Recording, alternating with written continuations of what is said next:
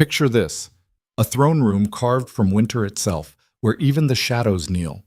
Duke Lucien d'Arc doesn't raise his voice to break men. He simply exists, and they shatter. Tonight, you'll witness how the most feared predator in Valemont meets the only woman who refuses to look away. Stay until the end to see what happens when power collides with defiance. Drop your city in the comments and let me know if you're ready for a story that doesn't apologize for its teeth. Cheat. The carriages arrived at Ravenscar Keep just as the first snow began to fall. Seraphina Vale watched through frosted glass as the fortress emerged from the mountain mist like something conjured from nightmares in stone. Black towers clawed at iron skies. Wolf banners snapped in winds that tasted of ash and distant war. Even the approach road seemed designed to remind visitors of their insignificance. A narrow path carved between cliffs where one wrong step meant falling into nothing. Her handmaid, Lisette, trembled beside her in the cramped compartment. "You shouldn't have come, my lady." The words hung unspoken between them, because both women understood that Choice had died 3 weeks ago when the royal decree arrived at House Vale, sealed in black wax. Seraphina pressed her palm against the cold window. She had prepared for this moment through sleepless nights and careful study. She knew Duke Lucien d'Arc had crushed the Eastern Rebellion in 6 days. She knew he'd executed 12 noble lords for treason and burned their family crests from history. She knew ministers in the capital whispered his name like a curse they were afraid to complete. What the reports never mentioned was whether the monster wore his darkness openly or hid it beneath civilized conversation. The carriage lurched to a halt. Outside, guards in obsidian armor surrounded the vehicle with the precision of men who'd perfected violence into art. Snow gathered on their shoulders while they waited in absolute silence. No one spoke. No one moved unnecessarily. This was control made visible. The door opened. A captain with scars crossing his throat like tally marks gestured for Seraphina to exit. His eyes held the emptiness of someone who'd stopped counting bodies years ago. She stepped onto stones slick with ice, refusing to shiver despite the cold cutting through her traveling cloak. Behind her, Lisette clutched a small trunk containing everything Seraphina owned that mattered. Letters from her brother, her mother's silver comb, and beneath a false bottom, the coded correspondence that could end her life if discovered. The grand hall of Ravenscar Keep swallowed them whole. Seraphina had attended court in the capital. She danced in ballrooms designed to overwhelm provincial nobles with displays of wealth. None of it compared to this. The hall stretched longer than most manor houses, its vaulted ceiling disappearing into shadows where chandeliers hung like captured stars. Columns thick as ancient trees lined both sides, each carved with scenes of conquest. Wolves tearing through enemy shields, armies kneeling before banners she now walked beneath. The floor itself seemed made from compressed midnight, black marble veined with silver that reflected distorted versions of everyone who crossed it. Hundreds filled the space. Nobles in furs and silk, military commanders wearing medals earned in blood, court officials whose faces revealed nothing while their eyes measured everything. They stood in perfect formation along both walls, creating a corridor of judgment that led to the raised dais at the far end. Where he sat, Duke Lucien d'Arc occupied his throne the way winter claimed the landscape, absolutely, without negotiation. Even from this distance, Seraphina felt the weight of his presence pressing against her composure. He wore black on black on black, the only color the dark gold wolf insignia at his collar and the rings on his fingers that caught firelight like threats. His face could have been carved by the same artist who designed the fortress. Sharp angles, no softness, eyes that remained fixed on her with an intensity that made her pulse spike despite every hour she'd spent preparing for this exact moment. The herald's voice shattered the silence. Lady Seraphina Vale of the Southern Marches, presented by royal decree to the court of His Grace, Duke Lucien d'Arc, protector of the Northern Territories, commander of... She stopped listening.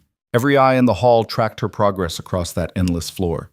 She felt their evaluation like hands testing her edges for weakness. This was the game. Show fear and the court would devour her before the Duke ever needed to intervene.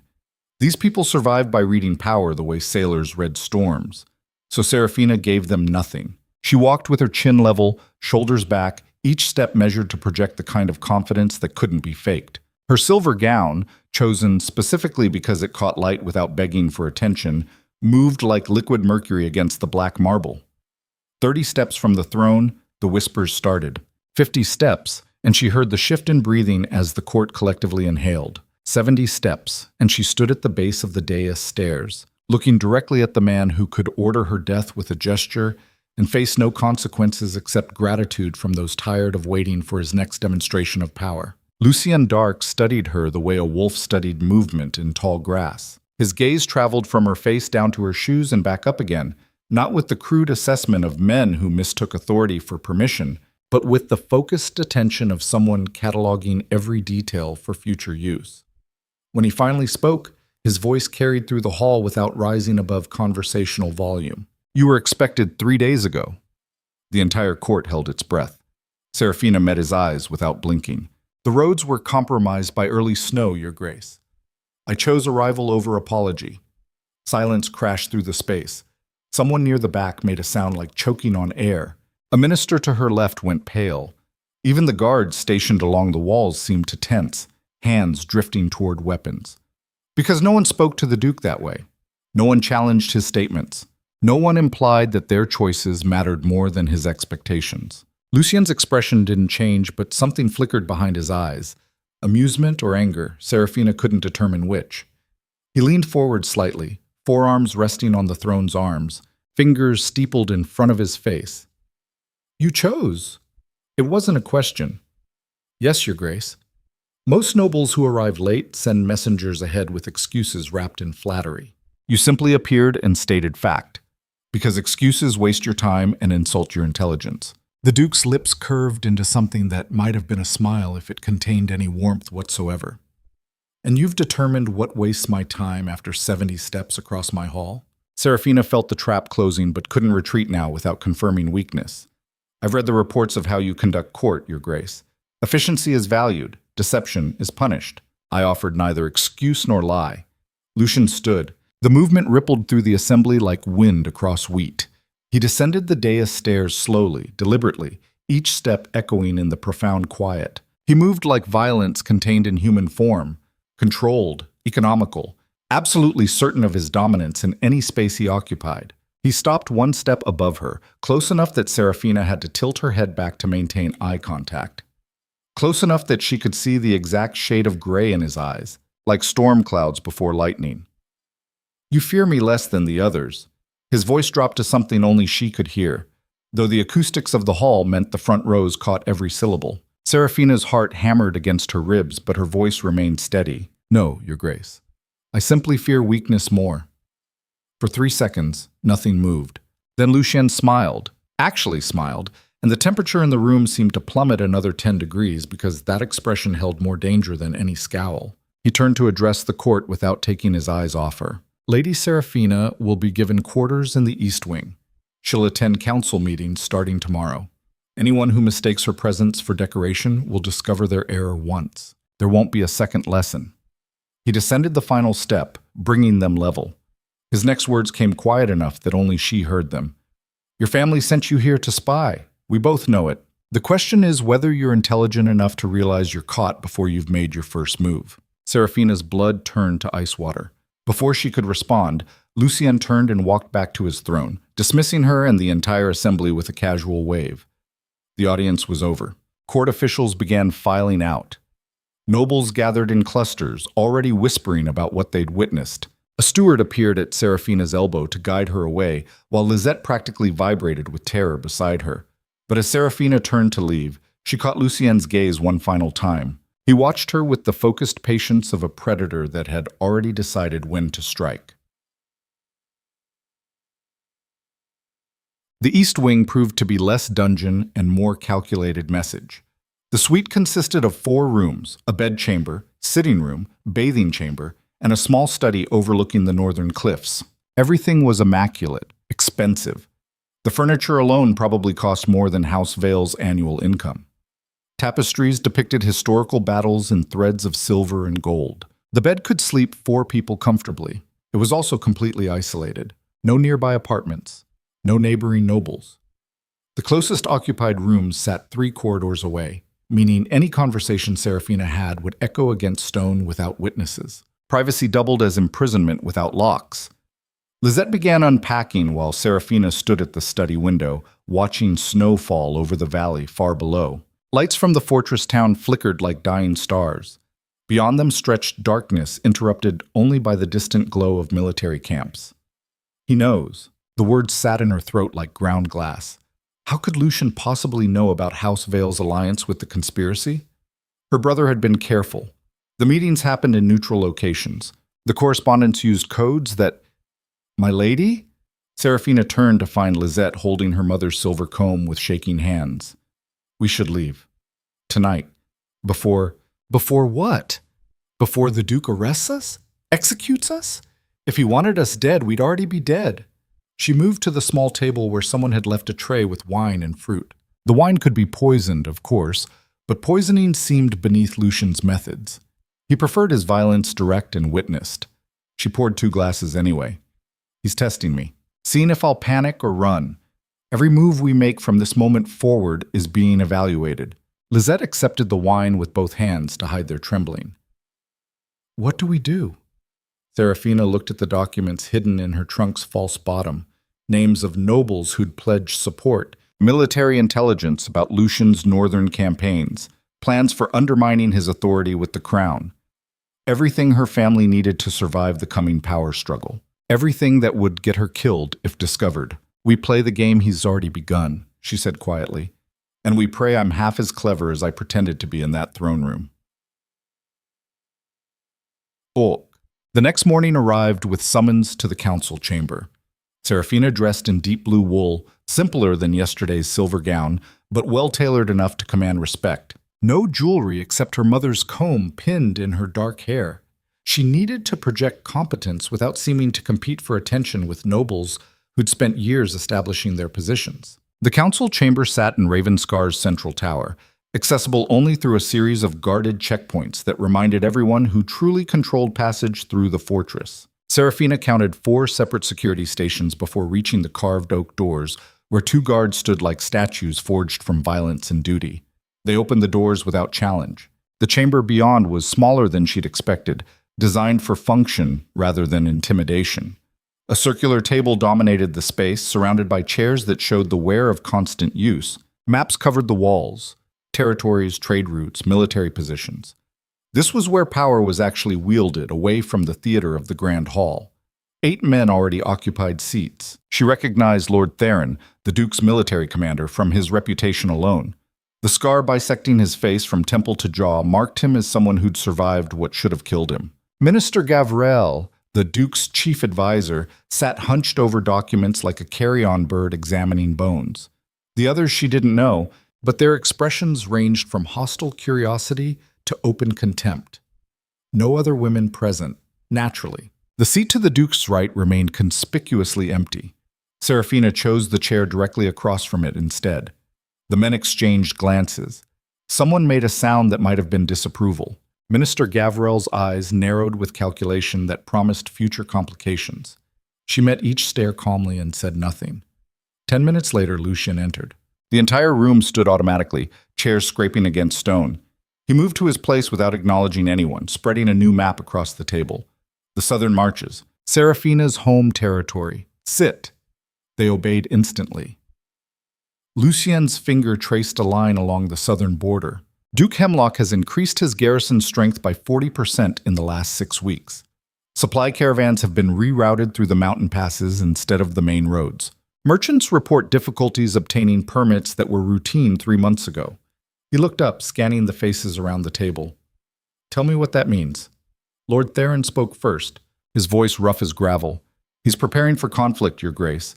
Either defensive positioning or staging for offensive action. Against whom? The silence that followed felt deliberately empty. Lucien's gaze swept the table again and landed on Serafina. Lady Vale, you grew up in those territories. Explain your neighbor's behavior. Every eye turned toward her. This was the test then. Cooperate and betray her family's allies. Refuse and confirm her role in the conspiracy. Either answer gave Lucian what he wanted. Leverage. Serafina leaned forward, studying the map. Duke Hemlock has 3 problems, she said carefully. His heir is 17 and incompetent. His treasury is depleted from maintaining a military he can't afford. And his wife just gave birth to a bastard everyone knows belongs to his brother. Minister Gavrel's eyebrows rose. That's gossip, not intelligence. It's context, Serafina countered. A desperate man with succession problems and financial strain doesn't increase military presence to start a war. He does it to look strong enough that no one notices he's collapsing. Lucien's expression remained unreadable. So you believe he's no threat? I believe he's a different kind of threat, Your Grace. Men with nothing to lose make poor opponents and worse allies. They'll gamble everything on desperate plans. What kind of desperate plans? The kind where he reaches out to other struggling houses and proposes alliances against common enemies. The words hung in the air like smoke from a funeral pyre. She just described exactly what the conspiracy was doing, and everyone in this room intelligent enough to follow political strategy knew it. Lord Theron's hand moved to rest near his sword hilt. Minister Gavril's quill stopped mid-notation. Lucien leaned back in his chair, fingers steepled beneath his chin. Interesting assessment. And if such alliances were already forming? Then you have the advantage, Your Grace. Desperate coalitions fracture the moment real pressure is applied. They're held together by fear, not loyalty. Break the weakest link, and the entire chain fails. She was gambling everything on this, giving Lucien tactical advice that would destroy her family's plot while simultaneously demonstrating her value as an asset rather than an enemy. The Duke studied her for a long moment. Lord Theron, increase reconnaissance along the southern territories. I want detailed reports on every noble house within 100 miles of Duke Hemlock's borders. Cross-reference any unusual diplomatic activity. He turned to Minister Gavril. Prepare financial reviews of the families Lady Vale mentioned. Debts make excellent motivators. Then his attention returned to Serafina. You'll accompany Lord Theron's intelligence briefings. Since you understand the region so thoroughly, you can provide context. It wasn't a request. Of course, Your Grace. The meeting continued for another hour, covering grain shipments, border disputes, and the kind of administrative tedium that actually ran kingdoms while nobles played at dramatic politics. Serafina contributed when asked, remained silent when appropriate, and felt the weight of every calculating stare from men trying to determine whether she represented opportunity or threat. When Lucien finally dismissed the council, he stood and addressed her directly. Walk with me. Not a request either. Dun. They moved through Ravenscar's corridors in silence, Lucien half a step ahead, his military boots striking stone in rhythm with her lighter footfalls. Guards stationed at intersections snapped to attention but didn't follow. Whatever this conversation entailed, the Duke wanted no witnesses. He led her to the battlements. Wind cut across the exposed walkway like knives made from winter itself. Below, the fortress town spread out in organized chaos. Barracks, smithies, markets, all contained within Ravenscar's outer walls. Beyond that, mountains rose like teeth trying to bite heaven. Lucien stopped at a gap in the wall where defensive positions had been reinforced with iron plating. Your performance in council was impressive. Thank you, Your Grace. You gave me tactical intelligence while simultaneously warning me about conspiracies without explicitly confirming your involvement in them.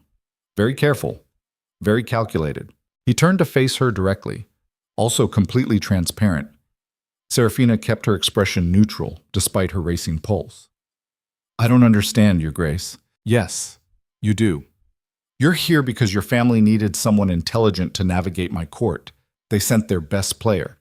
Unfortunately for them, I've been playing this game since before you learned to read. Snow began falling harder, gathering in Lucien's dark hair like premature frost. I know House Vale is bankrupt. I know your brother made alliances with Duke Hemlock and at least 4 other southern houses. I know there are coded letters discussing my assassination hidden in diplomatic correspondence. And I know you were sent here to either spy or distract me while they consolidated power. He stepped closer. What I don't know yet is whether you're committed to their plan or simply trying to survive it. Serafina's mind raced through responses, denials, deflections, partial truths that might buy time. But Lucien's eyes held certainty that made deception pointless. So she chose honesty. Both, Your Grace. His eyebrow rose fractionally. Explain. My family is drowning in debt they refuse to acknowledge. My brother believes alliances will save us. I believe he's leading House Vale toward execution grounds while calling it strategy. Then why come here at all? Because refusing the royal decree meant immediate ruin. This way, at least I had a chance to spy on me, a chance to survive you. The distinction pleased him. She saw it in the slight relaxation of his jaw. And now? Now that you know I'm aware of everything? Serafina looked out over the fortress walls, toward mountains that cared nothing for human scheming. Now I make a choice. Help my family's doomed conspiracy and die with them, or accept that you've already won and hope you value competent service over satisfying revenge. Lucien was quiet for a moment. When he spoke again, his voice carried something she hadn't heard before. Not quite respect, but acknowledgement. You're the first person in 5 years to stand in front of me and admit defeat without begging for mercy. Because mercy from you comes with prices I can't afford to pay, Your Grace. I'd rather negotiate surrender terms. The Duke laughed, actually laughed, and the sound was more unnerving than his silences. Terms. You arrive as a spy, get caught immediately, and want to negotiate terms. Yes. What could you possibly offer that I can't simply take? Information about every noble in the Southern Territories, their weaknesses, their alliances, their secret fears. Everything my family collected to build their conspiracy, I'll give to you. In exchange, you spare House Vale when you crush the rebellion. Lucien studied her like she was a new piece in a strategy game he'd already mastered. Your family sent you to destroy me, and your counteroffer is to destroy them instead. My family has already destroyed, Your Grace. They just don't know it yet. I'm trying to salvage something from the ashes. And you think I'll accept this bargain? Trust you? I think you don't need to trust me. You need to use me. There's a difference. Snow fell between them, each flake disappearing against dark stone before proving it ever existed. The Duke extended his hand. Give me the letters. All of them. Tonight. Serafina didn't hesitate. They're hidden in my quarters. I'll bring them to you before midnight. Lucien's fingers closed around her hand, not shaking it, but holding it in a grip that reminded her exactly how much power he possessed and how little she controlled. You just sold out your entire family in 30 seconds, he said quietly. Most people require at least an hour of moral deliberation before committing that kind of betrayal. Most people believe betrayal and survival are different things, Serafina replied. I'm not that naive. His thumb brushed across her knuckles once before releasing her hand. East Wing, my private study. Midnight. He walked away without another word, leaving her alone on the battlements with wind and snow and the terrible certainty that she'd just crossed a line that could never be uncrossed. Below, the fortress continued its daily business, unaware that one of its newest residents had just chosen the monster over her family. Serafina gripped the cold stone wall and made herself breathe. She'd survived the first test. Now came the truly dangerous part, making Lucien d'Arc believe she could be trusted while learning enough about him to understand whether survival meant serving him or destroying him first. The snow fell harder, covering everything in white that would turn to ice before morning, just like the future she'd just chosen. Midnight came with the weight of decisions that couldn't be unmade. Serafina stood outside Lucien's private study holding a leather satchel that contained her family's ruin. Inside were 23 letters written in code her brother believed unbreakable. Maps marking sympathetic noble houses. Financial records proving Duke Hemlock's desperation. Names of military commanders willing to turn their coats for the right price. Everything needed to dismantle a conspiracy before it drew its first real breath. The door opened before she knocked. Lucien stood backlit by firelight, still dressed in the same black he'd worn to council. He'd removed his formal coat, leaving only a shirt that somehow made him look more dangerous instead of less. Like seeing the blade after the sheath was discarded. He stepped aside without speaking. The study was smaller than she'd expected for a man who ruled half the kingdom. Bookshelves lined 3 walls, crammed with volumes on military strategy, political theory, and histories written by victors. A massive desk dominated the center, covered in maps weighted down by daggers used as paperweights. The only luxury was the fire burning in a hearth large enough to stand in. No guards, no witnesses, just the 2 of them and the betrayal she carried. Serafina placed the satchel on his desk. Lucien didn't touch it immediately. Instead, he moved to a side table and poured 2 glasses of dark amber liquid from a crystal decanter. He offered her one. She accepted it because refusing felt more dangerous than whatever might be in the glass. He drank first. Not poison, then. Open it, he said. Serafina unbuckled the satchel and spread the contents across his desk. Letters first, then maps, then the financial documents that proved how thoroughly her family had documented their own treason. Lucien picked up the first letter, eyes scanning the coded text with the ease of someone who'd broken ciphers since childhood. His expression revealed nothing, but she watched his fingers tighten fractionally on the paper's edge. Your brother writes like a man who believes intelligence and cleverness are the same thing, Lucian said. These codes are undergraduate-level substitution. A competent clerk could break them in an hour. He set the letter down and picked up another. Duke Hemlock promises troops he doesn't have. Lord Ravenna offers gold he already spent bribing the wrong ministers. And your cousin suggests assassinating me during a hunt as if I've gone hunting unguarded once in my entire life. He looked at Seraphina directly. This conspiracy was doomed before you ever arrived at Ravenscar. You realize that? Yes, Your Grace. Yet you still came, still played your part. Because doom plans still get people killed, she said quietly. I chose execution by your hand over execution by royal decree after a failed rebellion. At least this way I controlled the timing. Lucian set down the letters and moved closer, close enough that she had to tilt her head back to maintain eye contact. Close enough that she could see the exact color of his eyes in firelight, gray like winter storms, with flecks of darker shadow that reminded her of things that hunted in deep water. You're not afraid of me. I'm terrified of you, Seraphina corrected. I'm just more afraid of dying slowly while pretending I had other options. Something shifted in his expression. Not softness, but recognition. Most people confuse fear with weakness. You understand it's just information. Information about who holds the knife and how sharp they're willing to make it, she agreed. Lucien reached past her to pick up one of the maps. His arm brushed her shoulder and she forced herself not to flinch. This was the game. Show weakness, and he'd exploit it. Show strength, and he might respect it. Show him honesty, and he might actually believe it. Your family planned to move against me in spring, he said, studying the map. Coordinate with southern houses while my forces were committed to the northern campaigns. Cut supply lines. Bribe key commanders.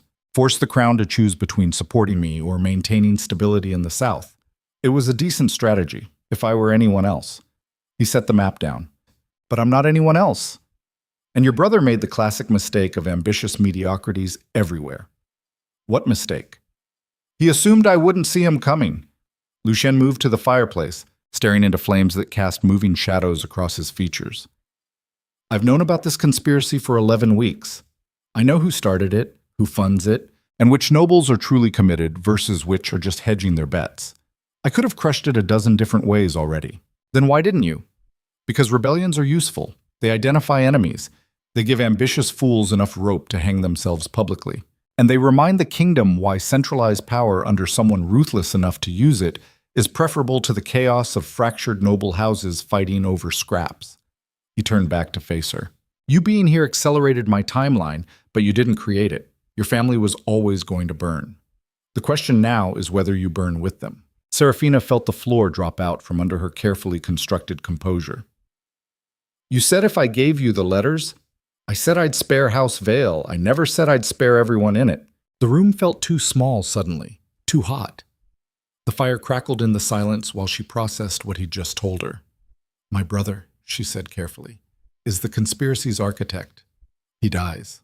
Publicly. As a message. My uncle commands our garrison. He's already sold information to 3 different enemies. He dies. My cousin manages our estates. She embezzled from the treasury to fund this plot. She dies. Seraphina's hands clenched at her sides. You're going to execute my entire family.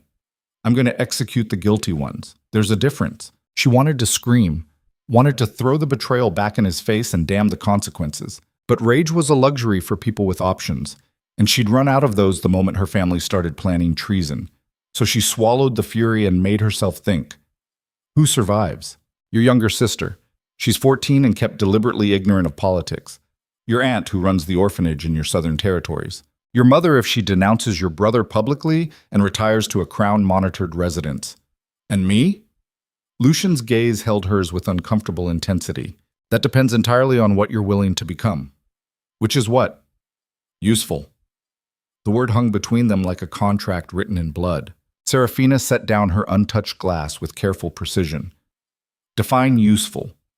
You have knowledge of every southern noble house, their weaknesses, their fears, their ambitions. You'll provide that intelligence and help me dismantle the conspiracy piece by piece. Then you'll remain at court as a visible reminder that betrayal has only one outcome unless you're valuable enough to merit exception. So I become your spy, your collaborator, The woman who destroyed her own family to save her skin. Lucien shrugged. Or you refuse. I execute you alongside your brother. House Vale gets absorbed into Crown Holdings, and your name becomes a footnote in history.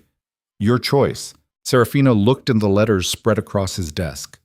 Her brother's handwriting. Her uncle's seal. Evidence of their arrogance and her complicity. She thought about her younger sister who loved poetry and horses and had never hurt anyone. About her aunt who'd spent 40 years caring for children nobody else wanted. About her mother who had survived her father's death only to watch her son destroy everything. She thought about the kind of person she'd have to become to survive this, and she chose survival over nobility. I'll do it. Lucien nodded as if he'd never doubted her answer. Good. We start tomorrow. There's a council meeting at dawn. You'll attend and provide intelligence on Lord Ravenna's financial situation. Be specific. Be brutal. Show the court that you understand which side of history to stand on. He moved back to his desk and began organizing the letters into separate piles. Your quarters in the East Wing will be changed. You'll be moved to the South Tower, closer to the council chambers. Your handmaid will be replaced with someone trained to report your movements. You'll attend all court functions and remain visible. When the executions begin, you'll watch from the front row. Serafina felt bile rise in her throat. You want me to watch my brother die?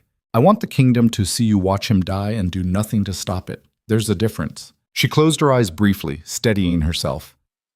You're making me an example. I'm making you a survivor, Lucien corrected. Whether that feels like an example or a privilege depends on your perspective. He gathered the letters and locked them in a desk drawer with a key he wore on a chain around his neck. One more thing. Serafina waited. Don't mistake this for mercy. You're alive because you're useful. The moment that changes, so does your situation. I don't trust you. I don't particularly like you. But I respect intelligence, and I reward competence. Provide both and you'll survive. Fail, and I'll make your brother's execution look gentle. The threat landed with absolute clarity. Understood. Your Grace. Lucien walked to the door and opened it. Get some sleep. Tomorrow starts your new life as the most hated woman in the Southern Territories. You'll need the rest. Serafina moved toward the exit, but stopped when his hand caught her wrist. Not fear, he said quietly, his fingers reading her racing pulse. Adrenaline. Anger. Probably hatred. But not fear. Interesting. He released her. That might actually keep you alive longer than I expected. She left without responding because anything she said would either be a lie or dangerous honesty, and she'd spent enough truth for one night. The corridor outside was empty, dark, the kind of darkness that made even stone hallways feel like throats waiting to swallow you. Serafina made it 3 steps before her legs started shaking. She pressed her back against cold stone and let herself feel the weight of what she'd just done. Betrayed her family, sold her brother's life for her own survival, agreed to become the Duke's weapon against people she'd known her entire life. And the worst part was understanding she'd do it again. Because death was final, but survival meant options, even if those options tasted like ash and felt like drowning. Dawn came too fast and brought with it a council meeting that would set the tone for everything that followed. Serafina entered the chamber wearing deep burgundy, a color chosen specifically because it suggested power without competing with Lucien's absolute authority. Her new handmaid, a silent woman named Mira with eyes that cataloged everything, had helped her dress with mechanical efficiency. The message was clear. Even her servants now belonged to the Duke. The council members were already seated. Lord Theron looked at her with something between curiosity and calculation. Minister Gavril's expression suggested a spider that had just discovered new flies in its web. The others ranged from hostile to coldly evaluating. Lucien sat at the head of the table, dressed in formal military attire that made him look like violence wrapped in discipline.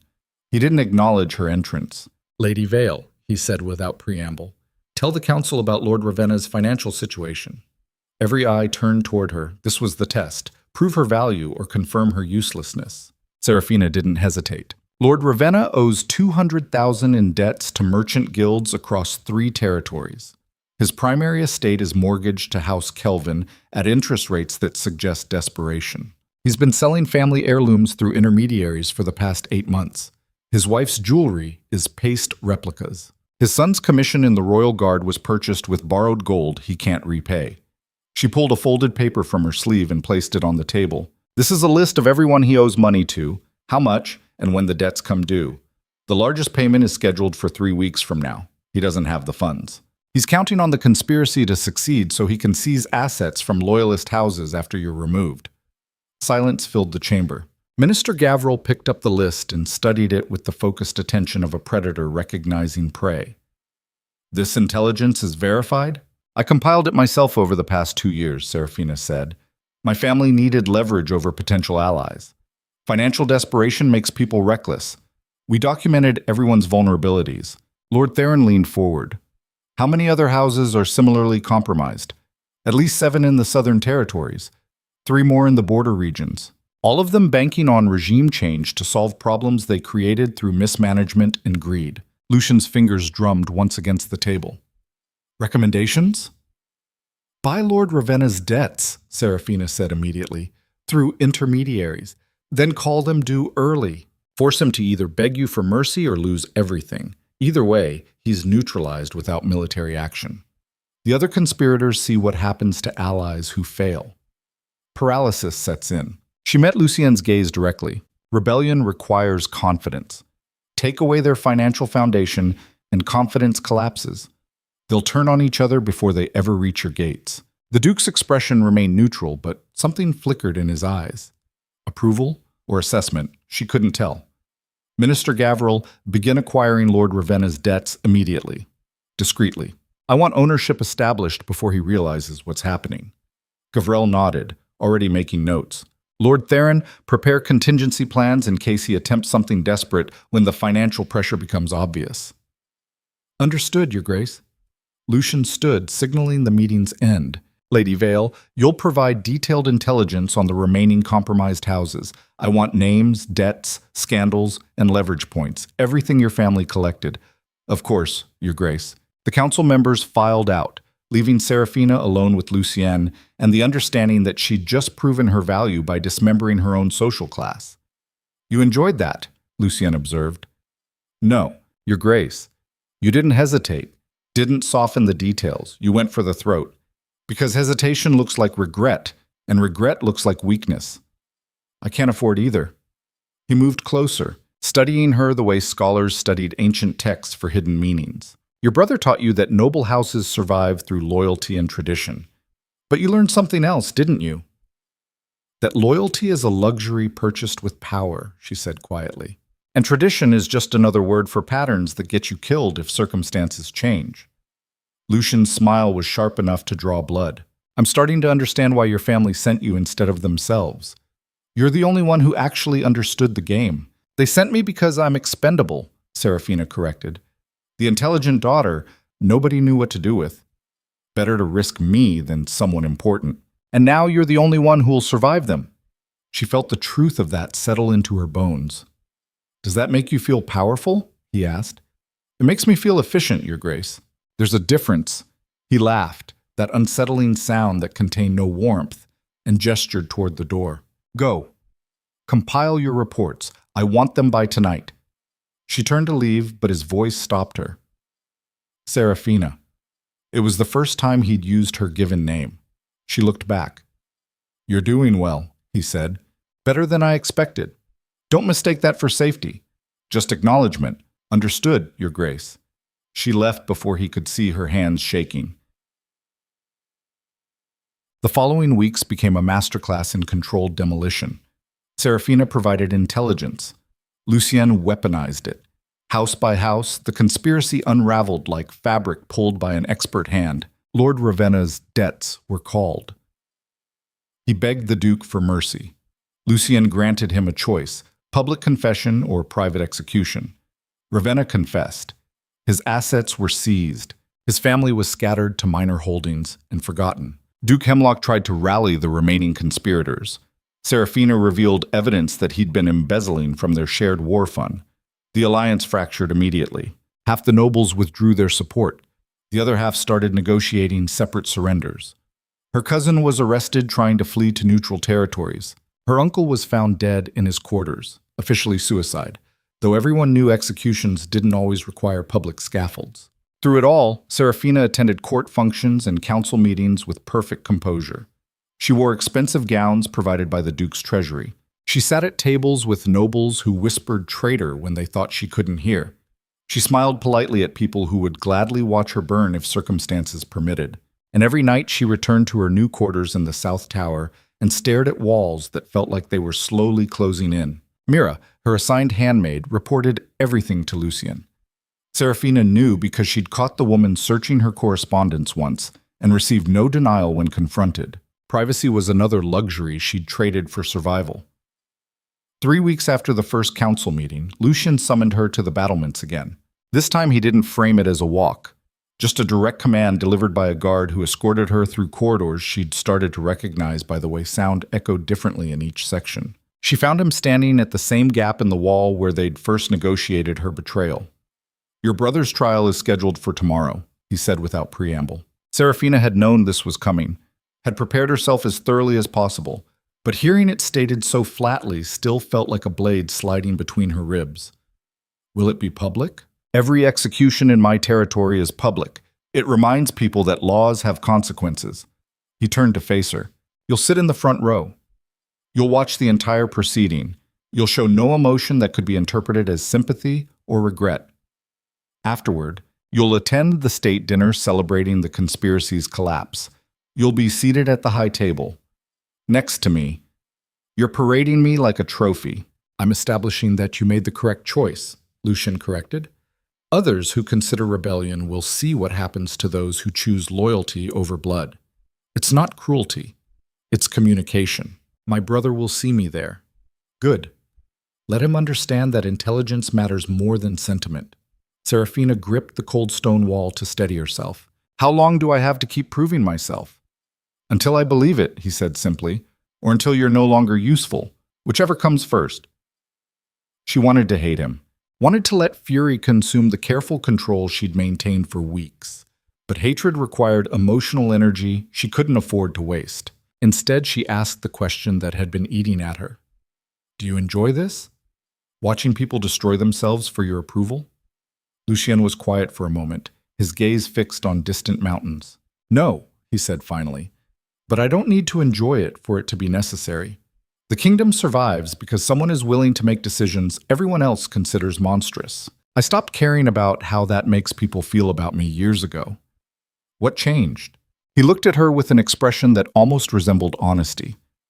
"I watched my father negotiate with rebels when I was 12. He tried mercy, tried compromise, tried building consensus through diplomacy. They interpreted kindness as weakness. When the rebellion came, they burned our estate and executed anyone they caught. I spent 3 days hiding in a cellar listening to people I'd grown up with get slaughtered because my father believed in treating enemies like misguided friends." His jaw tightened. "I survived by understanding what he refused to. Power isn't cruel or kind. It's efficient. People respect what they fear more than what they love. And fear lasts longer than affection. So you became the monster to avoid being the victim." "I became what survival required," Lucian said. "Same as you." The comparison landed like a physical blow because it was true. Serafina released the wall and forced herself to stand without support. "I'll be at the trial," she said. "Front row. Emotionless, exactly as you've commanded." "Good. Is there anything else, Your Grace?" Lucian studied her for a long moment. "You're stronger than I initially assessed. Most people would have broken by now, begged, pleaded, tried to negotiate exceptions for family members. You've done none of that, because none of that would work," she said tiredly. "You made your decisions before I ever walked into your study. Everything since then has just been implementation." "True." He moved closer, and Serafina forced herself not to retreat. "But implementation requires cooperation. You've provided that without hesitation." "Why?" She met his gaze directly. "Because hesitation is just slow-motion suicide. If I'm going to survive in your world, I need to be useful. Useful means efficient. Efficient means setting aside everything that doesn't serve the immediate goal." "Which is?" "Not dying," she said simply. Lucian's expression shifted into something that might have been respect. "Most people can't separate survival from morality. You've done it completely. I don't have the luxury of morality, Your Grace. I have the reality of watching my brother get executed tomorrow, because I gave you the evidence to condemn him. Morality is for people with choices. I'm just trying to make it through each day without joining him on the scaffold. Would you? Would I what? Join him. If I gave you the choice right now, quick death beside your brother versus long survival as my instrument, which would you actually choose? Serafina didn't answer immediately. The wind cut across the battlements. Snow gathered on stone. Far below, the fortress town continued its evening routines. Thousands of people living and dying without ever knowing the conversations happening in towers above them. She thought about her brother, about the childhood they'd shared before politics, and ambition rotted everything. About the version of herself who might have chosen loyalty over survival. That girl was gone. Had been gone since the moment she understood what her family's conspiracy would cost. I'd choose survival, she said quietly, every time. Because dying beside him doesn't save him. It just means 2 corpses instead of 1.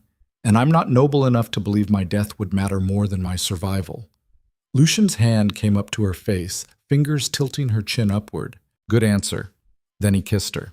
Not gently, not asking permission, just claimed her mouth with the same absolute certainty he claimed everything else. Serafina's mind fractured into 1,000 contradictory reactions. Shock, anger, fear. And beneath all of it, something worse. The terrible understanding that her body didn't care about her mind's objections. She kissed him back. Not because she wanted to, but because refusing felt like choosing death. And she'd already established she wasn't that noble. When Lucien pulled back, his eyes held something darker than satisfaction.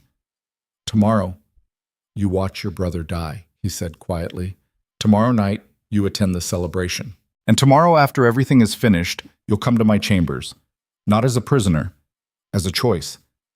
That's not a choice. It is. You can refuse, face the consequences of that refusal. Or you can accept that survival in my world requires more than just intelligence and strategic betrayal.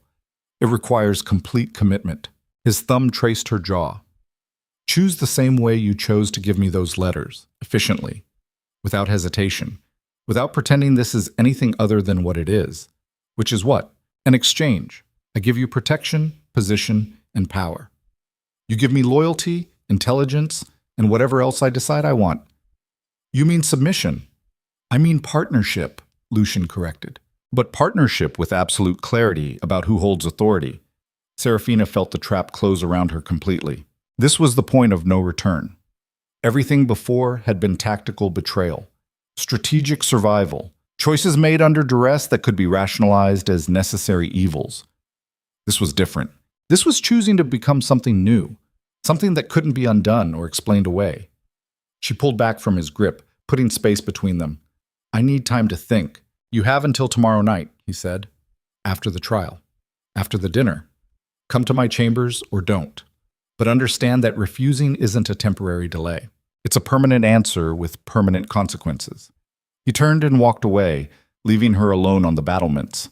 Serafina stood in the falling snow and tried to make herself feel something other than the cold calculation already working through her options. Refuse and lose everything she'd sacrificed her family to obtain. Accept and become exactly what everyone already believed she was. The choice wasn't really a choice at all. Just like every other decision since arriving at Ravenscar. She looked out over the fortress walls, toward the southern territories where her brother waited in chains for a trial that was really just theater before execution. Tomorrow she'd watch him die because she'd chosen survival over loyalty. Tomorrow night she'd make another choice that proved she understood exactly what surviving Lucien Dark required. Complete surrender dressed up as partnership. Total capitulation framed as strategy. The death of whatever version of herself still believed there were lines she wouldn't cross. The snow fell harder, covering the battlements in white that would freeze solid before morning, just like the decision already crystallizing in her mind. She'd go to his chambers, not because she wanted to, but because wanting had stopped being relevant the moment she handed over those letters. And there was no going back from that, not ever. The trial began at dawn in the grand hall where Serafina had first entered Ravenscar 6 weeks ago. Everything looked different now. The same black marble floors, the same towering columns carved with conquest. But the space felt smaller somehow, as if betrayal compressed architecture the same way it compressed time. Serafina sat in the front row wearing midnight blue silk that made her look like mourning personified. Except she wasn't mourning, couldn't afford to. Lucienne had been clear about what her face needed to communicate during the proceedings. Nothing. Absolutely nothing. Her brother was brought in wearing chains. Marcus Vale looked smaller than she remembered. Thinner. Prison had carved hollows beneath his eyes and turned his skin the color of old parchment, but his spine remained straight as he walked between guards toward the raised platform where Lucian sat in judgment. Their eyes met across the hall. Marcus's expression cycled through shock, recognition, and finally something worse than hatred. Understanding. He knew immediately what she'd done, how thoroughly she'd dismantled everything he'd built. Serafina forced herself not to look away. This was the price. Watching her brother realize his sister had chosen survival over loyalty and feeling nothing but the grim satisfaction of still being alive to watch it happen, Lord Theron read the charges. Treason, conspiracy to assassinate the Duke, collaboration with enemy houses, financial crimes against the crown. The list continued for 10 minutes while Marcus stood silent, his gaze never leaving Serafina's face. When the reading finished, Lucienne spoke. How do you answer these charges? Marcus's voice came rough but steady. Guilty of everything except stupidity. I knew the risks, I made my choices, but I want it stated clearly that I acted alone. My family had no knowledge of my plans. Liar, Lucian said calmly. We have correspondence proving otherwise. Letters sealed with your family crest. Strategy sessions documented by multiple witnesses. Your sister provided extensive testimony. He gestured towards Serafina. She sits in this hall free because she understood loyalty to the realm outweighs loyalty to traitors. You should have taught her that rebellion only succeeds when led by competent men. Marcus's jaw tightened, but he didn't respond. The Duke stood, descending from the platform with measured steps that echoed through the suffocating silence. You attempted to overthrow established order because you believed yourself entitled to power you never earned. You recruited desperate fools and called it alliance. You planned my assassination and called it justice. But worst of all, you involved your family in treason and then expected them to die beside you when it failed. He stopped directly in front of Marcus. Your sister was smarter. She saw the outcome before the game finished. She chose survival. That makes her valuable. You're simply evidence of what happens to men who mistake ambition for capability. Lucian turned to address the assembled court. Marcus Vale is sentenced to death by beheading. Execution at sunset. His estates are forfeit to the crown. His titles are erased. His name will be removed from House Vale records and replaced with acknowledgement of his sister's loyalty. He looked back at Marcus. Do you have final words? Marcus finally tore his gaze from Serafina and faced the Duke directly. Just one observation, Your Grace. You think breaking people proves strength, but eventually you'll discover that broken things can't hold weight. And when everything around you is shattered, you'll finally understand that fear only builds kingdoms. It doesn't sustain them. Interesting theory, Lucian said. Unfortunately, you won't live to test it. Guards dragged Marcus away. The court began dispersing in clusters of whispered conversation. Serafina remained seated, hands folded in her lap, maintaining the expressionless mask she'd worn throughout the trial. Lucian appeared beside her. Well done. You didn't flinch once. Should I have? Most sisters would have shown something. Tears, anger, regret. I showed what survival required, Serafina said quietly. Same as always. His hand touched her shoulder briefly. The dinner is at 8. Wear something that suggests celebration. We're marking the conspiracy's end, not mourning casualties. Of course, Your Grace. He walked away, leaving her alone in the emptying hall. Serafina sat motionless for another 5 minutes, staring at the platform where her brother had stood in chains. She tried to feel guilt, remorse, some echo of the girl who'd grown up believing family loyalty mattered more than political survival. Nothing came, just the cold understanding that she'd made the correct choice and would make it again if circumstances required. Whatever humanity that realization cost was already spent. The execution happened at sunset as promised. Serafina watched from the same balcony where nobles gathered for public spectacles. The scaffold had been erected in the central courtyard, visible from every tower and window in Ravenscar Keep. Thousands crowded below, soldiers, servants, townspeople brought in to witness justice. Marcus was led out without ceremony. No final speech, no dramatic pronouncements, Just a man in prisoner's clothes walking toward the block with dignity that transcended circumstances. The executioner was efficient. One clean stroke. The crowd roared approval. Serafina's hands gripped the balcony railing hard enough that her knuckles went white. Not from grief, from the terrible understanding that she'd just watched her brother die and felt relief instead of sorrow. Relief that it was him and not her. Relief that her gamble on Lucian's mercy had paid exactly the dividend she'd calculated. Relief that she was still alive to feel anything at all. Lord Theron appeared at her elbow. "The Duke requests your presence in his chambers. Now." "So soon? The dinner doesn't start for 2 hours," he said now. Serafina released the railing and followed Theron through corridors that felt different in the dying light. Shadows gathered in corners like spectators waiting for the next act of whatever drama she'd become trapped inside. They stopped at Lucien's private chambers. Theron knocked once and departed without waiting for acknowledgement. "Enter," came Lucian's voice from inside.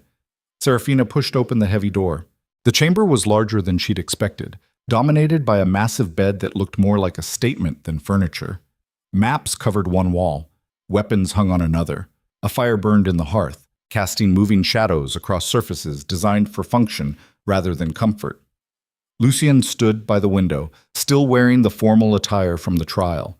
He didn't turn when she entered. "Close the door." She obeyed. "Your brother died well," he said. "More dignity than I expected from someone who planned treason so poorly." Serafina said nothing. Most people would offer some response. Defense, agreement, something. "Most people weren't raised watching their father negotiate with men who later burned our estate," she said quietly. "I learned early that words during executions are just noise before silence." Lucian turned to face her.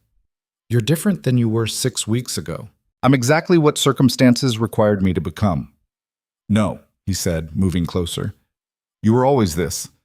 You just had the luxury of pretending otherwise until survival demanded honesty." He stopped close enough that she could see the exact gray of his eyes in firelight. "The question now is whether you understand what comes next." "You made that clear on the battlements," Serafina said. "I come to your chambers. I choose complete commitment. I become whatever partnership with you requires. And you've decided?" "I decided the moment I gave you those letters, Your Grace. Everything since has just been watching consequences unfold."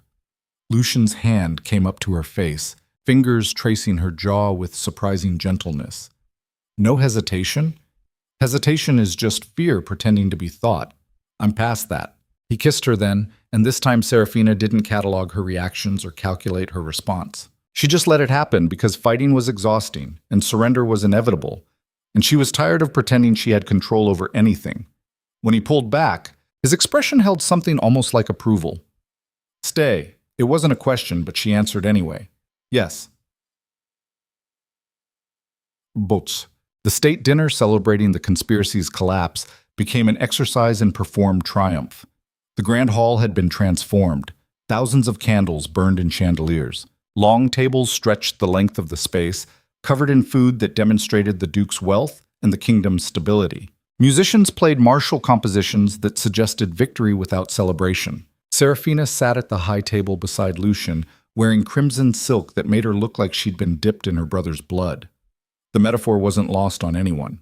Nobles approached throughout the evening to offer congratulations and veiled threats disguised as compliments. She smiled politely and said nothing substantive while Lucian conducted politics like a chess master moving pieces only he could see.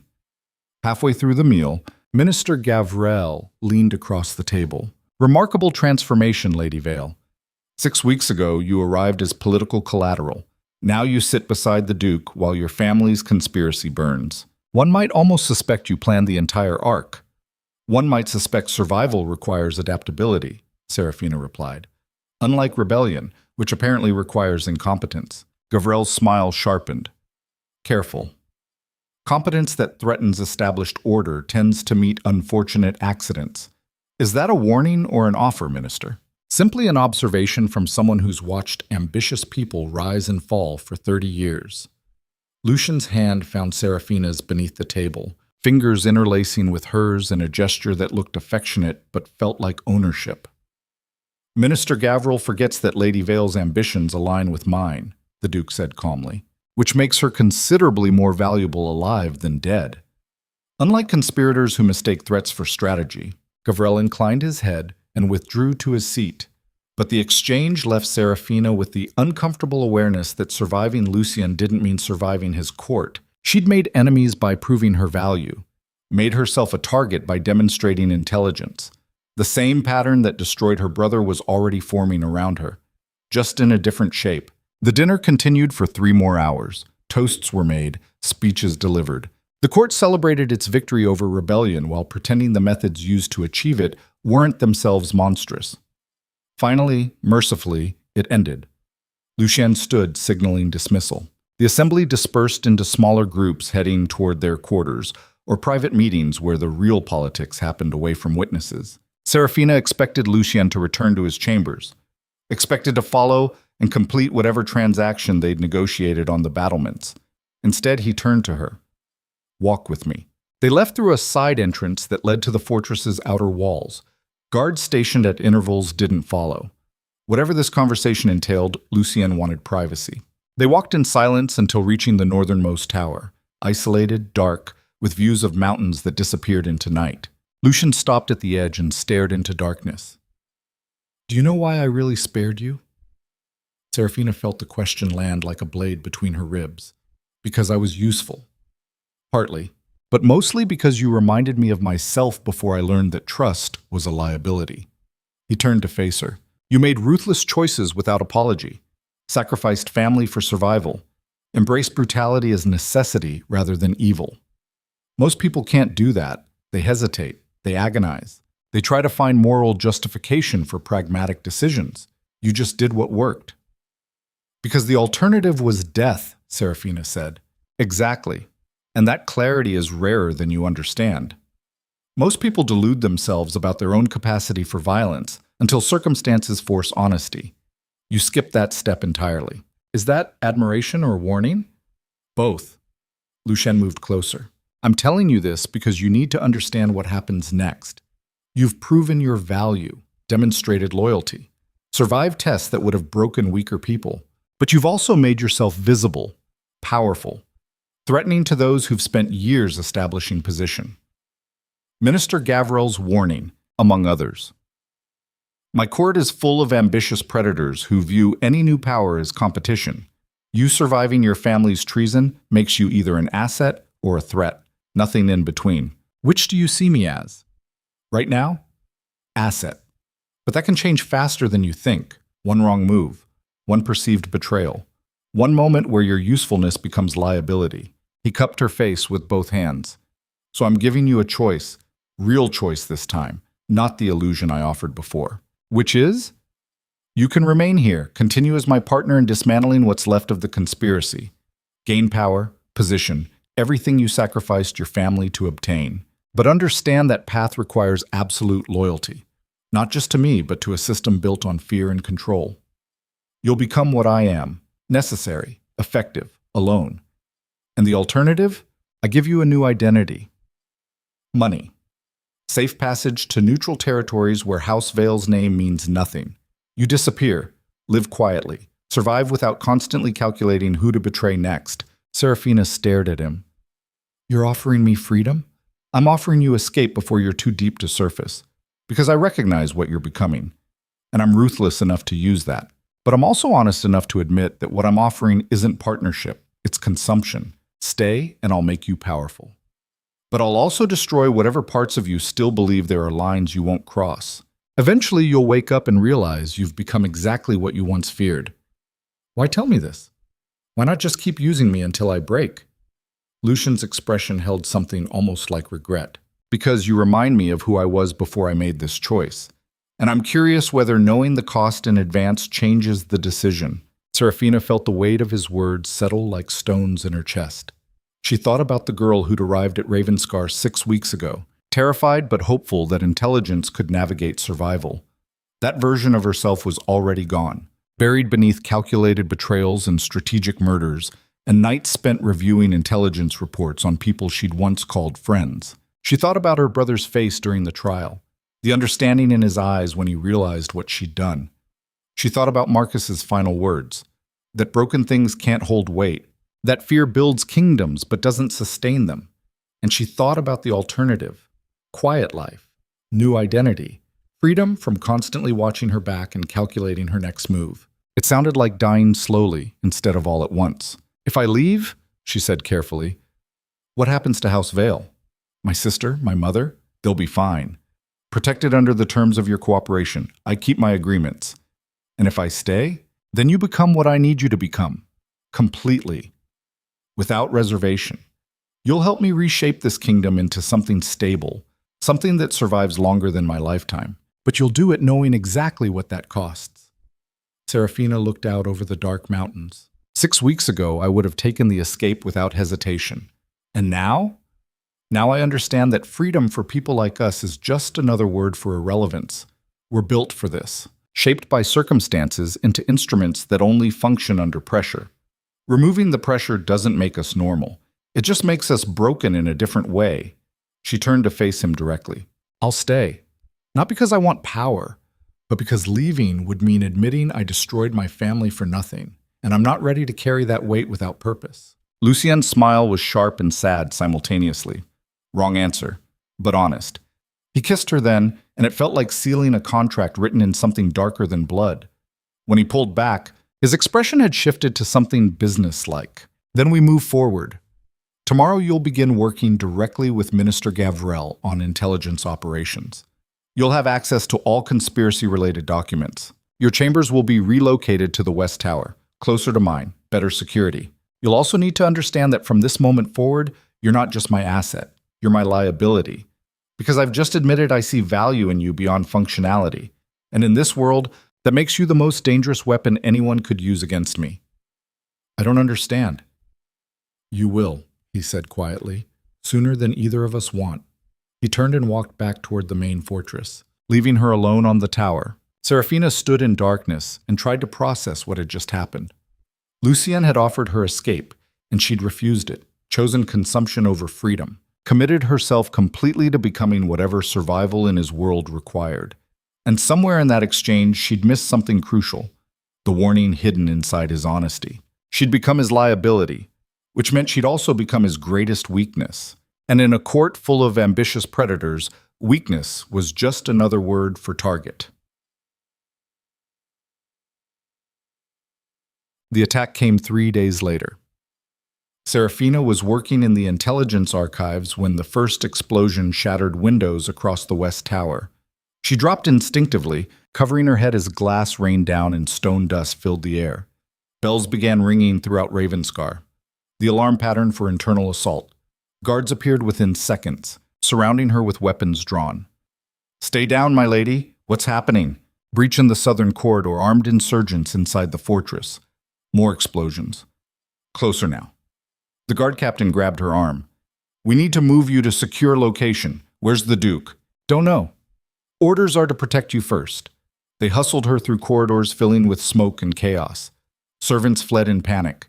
Soldiers moved with coordinated precision toward the fighting. Somewhere below, steel clashed against steel in the distinctive rhythm of close combat. The captain led them toward a reinforced chamber designed for exactly this scenario. Safe room. Thick walls. Single entrance that could be barricaded from inside. They were 20 feet from the door when the ambush triggered. Guards who'd been escorting her suddenly turned weapons inward. Serafina saw the betrayal in their eyes a split second before blades moved. The captain defending her died first. Throat cut before he could shout warning. The other loyal guards fell in seconds. Professional, efficient, clearly planned. Then the traitor guards surrounded her. Their leader stepped forward, a lieutenant she'd seen dozens of times during council meetings. His expression held no anger, no emotion at all, just cold purpose. "Lady Vale, you're coming with us." "Like hell I am," Serafina said, backing toward the wall. He smiled without warmth. "You can walk, or we can drag you. Either way, you're leveraged now. The Duke values you more than he'll admit. That makes you worth keeping alive. Barely. Who's behind this? You'll find out soon enough." They grabbed her arms before she could run, bound her wrists with efficiency that spoke of military training, dragged her through corridors she didn't recognize toward sections of Ravenscar she'd never accessed. Finally, they reached a hidden chamber deep in the fortress's foundation. Old stone. Ancient architecture that predated current construction, and waiting inside was Minister Gavril. Serafina felt the bottom drop out of her understanding. Gavrel stood beside a table covered in maps and documents. Behind him, a dozen armed men wearing no insignia, professional soldiers, not rebels or desperate conspirators. This was a coup. "Lady Vale," Gavril said pleasantly. "Thank you for joining us. I apologize for the dramatic extraction, but time is limited. You're betraying Lucian." "I'm correcting an error," Gavril replied. "The Duke has become compromised, distracted, dangerously sentimental about a woman he should have executed 6 weeks ago. That weakness makes him a liability to the kingdom's stability. So you're killing him. We're replacing him. With leadership that understands power requires absolute detachment. No personal bonds. No emotional vulnerabilities. Just efficient control." He moved closer to Serafina. "You were the catalyst. The moment he offered you partnership instead of execution, he proved he'd lost the ruthless clarity that made him valuable. Men who hesitate over women eventually hesitate over everything. Where is he? Fighting for his life in the Grand Hall. My forces control most of the fortress. His personal guard is surrounded. Within the hour, Duke Lucien d'Arcs will be dead, and I'll assume temporary control until proper succession is established." Gavril's smile sharpened. "And you, my dear, will serve as proof that his weakness was justified concern. When his corpse is displayed, you'll be standing beside it. Evidence that caring about anything beyond power gets you killed." Serafina's mind raced through options. She was bound, surrounded, deep underground with no way to signal for help. The Duke was fighting for his life above. The conspiracy she'd helped destroy had apparently just been the visible layer of something much deeper. And she was about to die because Lucien had made the mistake of seeing her as more than a tool. Gavrel gestured to his soldiers. "Take her to the holding chamber. Keep her alive until I send word. Then kill her where the Duke's body will be displayed. Make it look like they died together. Tragic love story. The court will eat it up." The soldiers moved to grab her. And Serafina made a choice, not the one Lucien had trained her to make. Not the calculated surrender that had kept her alive so far. Something different. Something desperate. She drove her elbow backward into the nearest soldier's throat. Used his falling body as leverage to kick the second guard's knee. Felt it crack. Grabbed his dropped dagger with bound hands. The blade was clumsy in her grip but functional. She slashed at the bindings, felt rope part, swung wildly at the third guard rushing her, connected with flesh. Blood sprayed. Then someone hit her from behind, and everything went dark. Meb. Serafina woke to the sound of dying men.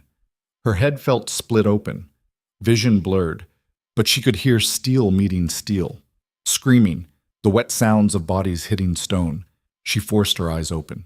The underground chamber had become an abattoir. Lucien stood in the center of it. His formal attire was destroyed. Blood covered him, his own mixed with his enemy's. A sword in each hand, moving like violence given human form. Every strike perfect, every movement economical, absolutely unstoppable. The soldiers Gavril had left to guard her were dying badly. Lucien fought like a man who'd stopped caring about survival and started caring only about maximum damage before death claimed him. He was wounded, badly. Serafina could see at least 3 serious injuries that should have dropped him already. He fought anyway. The last guard fell. Silence crashed through the chamber. Lucien stood swaying, both swords still raised, breathing like a dying animal. His eyes found Serafina across the carnage. "You're alive." "Barely," she managed. "Gavril is dead. I killed him in the Grand Hall before coming to find you." He stumbled toward her, dropping both swords, fell to his knees beside where she lay against the wall. His hands found her face, checking for injuries with surprising gentleness given the violence he'd just committed. "Can you walk?" "I think so. You're hurt. Badly. I've been worse." "Liar." Lucian's smile was bloody and tired. "True. But I'll survive long enough to finish this." He helped her stand. She leaned against him and felt his entire body trembling from blood loss and exhaustion. Together they made it back through corridors littered with corpses. The fortress was quiet now. Fighting over. Lucien's forces had won, but the cost was written in bodies and burning sections of Ravenscar. They emerged into the Grand Hall. Lord Theron waited there, wounded but alive, surrounded by loyal guards. "Your Grace." "Lady Vale." "Thank God." "Status?" Lucian asked. Gavrel's forces are destroyed or captured. The breach is sealed. We've secured all critical positions. Casualties? Severe. Exact count pending. Lucian nodded and his legs gave out. Serafina and Theron caught him before he hit the floor. Get the physician, Theron shouted. Now! Lucien's blood soaked through Serafina's dress as she lowered him carefully. His eyes found hers. You could have run during the chaos. Disappeared like I offered. I know. Why didn't you? Because broken things can hold weight, she said quietly. My brother was wrong about that. Sometimes being shattered is what makes you strong enough to survive what would destroy whole people. Lucian's hand found hers. Stay with me. I'm here, she said. I'm not going anywhere, promise. I promise. He closed his eyes as the physician arrived with his instruments and desperate urgency. Serafina held Lucien's hand while they worked to save his life, and understood with perfect clarity what had just happened. She'd stopped calculating, stopped choosing survival over sentiment. She'd fought when logic demanded surrender, stayed when intelligence suggested running. She'd become exactly what Lucian warned she would become, someone who cared, which made her vulnerable in ways no amount of strategic thinking could protect against. And as dawn light filtered through shattered windows of Ravenscar Keep, Serafina finally understood the truth Lucian had tried to warn her about. Love in a kingdom built on fear wasn't weakness. It was the most dangerous transformation possible, because it meant having something to lose. And loss was the only thing more terrifying than death. Lucien survived the night, but barely. The physician worked for 6 hours extracting blades from flesh and stitching wounds that should have killed him 3 times over. Serafina stayed beside him through all of it, watching his face contort with pain he refused to voice while his blood soaked through bandages faster than they could be changed. Dawn arrived with the grim accounting of Gavrel's coup, 47 dead, another 60 wounded, 3 towers severely damaged, half the West Wing destroyed by fire. And beneath it all, the terrible understanding that the conspiracy Serafina had helped dismantle had been nothing but a distraction while the real threat grew inside Ravenscar itself. Lord Theron entered the Duke's chambers looking like he'd aged a decade overnight. Your Grace, we've interrogated the survivors. Gavrel wasn't working alone. He had backing from outside the kingdom. House Mordain from the eastern provinces. They provided gold, soldiers, and intelligence. This was coordinated regime change, not internal rebellion. Lucien lay propped against pillows that looked too white against his battered skin. His left arm was immobilized. Bandages wrapped his torso, but his eyes held the same cold focus they always did. How many Mordain operatives remain in Valamont? Unknown. At least a dozen confirmed, possibly more embedded in positions we haven't identified. Then we flush them out, publicly. I want every house with Eastern connections investigated, every trade agreement reviewed, every diplomatic contact reassessed. If Mordain thought they could install a puppet government through assassination, they need to understand what happens when you fail to kill me completely. Theron nodded, but his expression held concern. Your Grace, you're in no condition to— I'm in exactly the condition I need to be, Lucian interrupted. Wounded enough that enemies think I'm vulnerable. Angry enough that they should be terrified. This ends now. Not in months, not in weeks. Now. He tried to sit up and pain lanced across his features.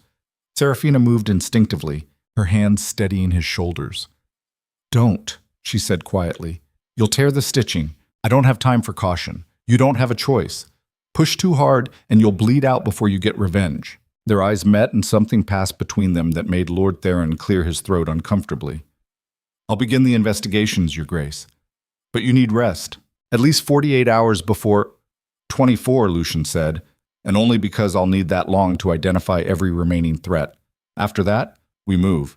Theron departed, leaving Serafina alone with Lucien in the quiet devastation of his chambers. She helped him settle back against the pillows, her fingers careful around bandaged wounds. You're planning something suicidal, she said. I can see it in your face. I'm planning to end this permanently. There's a difference. Not when you can barely stand without passing out. Lucien's hand caught her wrist, his grip surprisingly strong despite the injuries. Serafina, look at me. She did. His expression held the kind of honesty that usually preceded terrible decisions. Gavrel was right about one thing. I've become compromised, distracted. I hesitated during the coup because my first thought was protecting you instead of securing the fortress. That hesitation cost lives. You saved me. I should have saved Ravenscar first. That's what a ruler does. Prioritizes the realm over personal attachment. I failed that test. His thumb traced her pulse point, which means I have a choice now.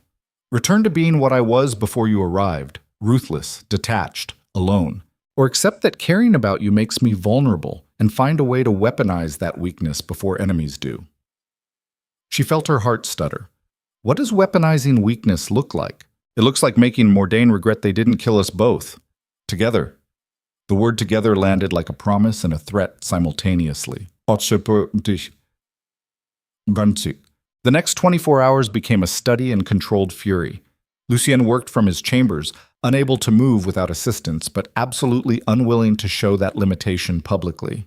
He reviewed intelligence reports while Serafina read them aloud, dictated orders while she transcribed them, mapped strategy while she questioned every assumption until his plans became sharper. They worked in synchronization that felt almost frightening. She understood how he thought now, could anticipate his questions before he asked them, knew when he was pushing too hard and needed forced rest even when he'd never admit it. And Lucien used her insights without the pride that usually made powerful men reject assistance. He listened when she identified weaknesses in his strategies, adjusted plans based on her knowledge of noble house politics, treated her input as valuable instead of threatening. It was partnership in its truest form, built on mutual recognition that survival required combining strengths instead of competing for dominance. Lord Theron noticed during the evening briefing, "You've changed how you operate, Your Grace. More collaborative, less unilateral." Lucien glanced at Serafina standing beside his bed, maps spread across the covers. "I've learned that absolute control is an illusion. The moment you believe you see everything is the moment blind spots kill you. Lady Vale sees angles I miss. That makes her valuable." Theron's expression suggested he understood the admission cost Lucien something fundamental. The investigations have identified 12 confirmed Mordain operatives, all arrested. 3 killed resisting, the rest are being interrogated. What have they revealed? House Mordain planned this for 18 months. They initially backed your brother's conspiracy as a test. When that failed, they shifted to Gavrel's coup. If that had succeeded, they would have installed a regent government and slowly absorbed Valamont into their territory through economic and political pressure, so we were always the target. The internal conflicts were just methods. "Yes, Your Grace." Lucien's jaw tightened. "Then we take the fight to them. If Mordain wants Valamont, they can try taking it from someone who knows they're coming." "You're planning to invade?" "I'm planning to eliminate a threat permanently. Invasion is just the terminology." Serafina spoke before Theron could respond. "You can't lead an invasion in your current condition. You can barely walk 10 steps without needing support." Lucien's gaze swung toward her. "Then I'll lead from command positions. Delegate field operations. Adapt tactics to accommodate temporary limitations. Temporary limitations that could become permanent if you push too hard," she countered. "You're not invincible, Lucien. Gavril proved that. Continuing to act like you are just gives enemies more opportunities." The use of his first name, something she'd never done in front of others, made the entire room go still. Lord Theron suddenly found the maps extremely interesting. Lucien stared at Serafina with an expression caught between anger and something softer. "What would you suggest? Let your body heal for 1 more week. Use that time to prepare forces properly. Then lead the campaign when you can actually fight, instead of bleeding out in the first skirmish. And if Mordain moves against us during that week, then I'll handle initial defense while you coordinate from here," she said. "I'm not helpless. You've trained me for weeks, given me access to intelligence and strategy. Use me as an extension of your authority instead of pretending you have to do everything yourself." Lord Theron's eyebrows rose, but he said nothing. Lucien was quiet for a long moment. "You're asking me to trust you with military operations. I'm asking you to recognize that partnership means actually partnering instead of just tolerating my presence when convenient." The silence stretched. Then Lucien smiled, actually smiled, and the expression transformed his battered features into something almost gentle. "Fine, 1 week. You'll work with Theron on defensive preparations. I'll handle campaign planning from here. But if Mordain moves before I'm combat ready, you follow Theron's lead. Not because you're incapable, but because experience matters in active warfare." Serafina nodded. "Agreed." Theron cleared his throat. I'll begin coordinating with Lady Vale tomorrow. For now, your grace needs rest." He departed with visible relief at escaping whatever dynamic he'd just witnessed. Lucien waited until the door closed. "You just commanded me in front of my military commander. I just prevented you from killing yourself through stubbornness," Serafina corrected. "There's a difference. Most people wouldn't dare. Most people aren't standing in your chambers after watching you nearly die protecting them. I've earned the right to tell you when you're being an idiot." Lucien laughed and immediately regretted it as pain lanced across his ribs. Serafina moved to help him settle more comfortably. His hand caught hers again. "I meant what I said earlier, about weaponizing weakness. You make me vulnerable, but you also make me more effective. That's unusual, worth protecting." She felt something tighten in her chest. "Is this your way of saying you care?"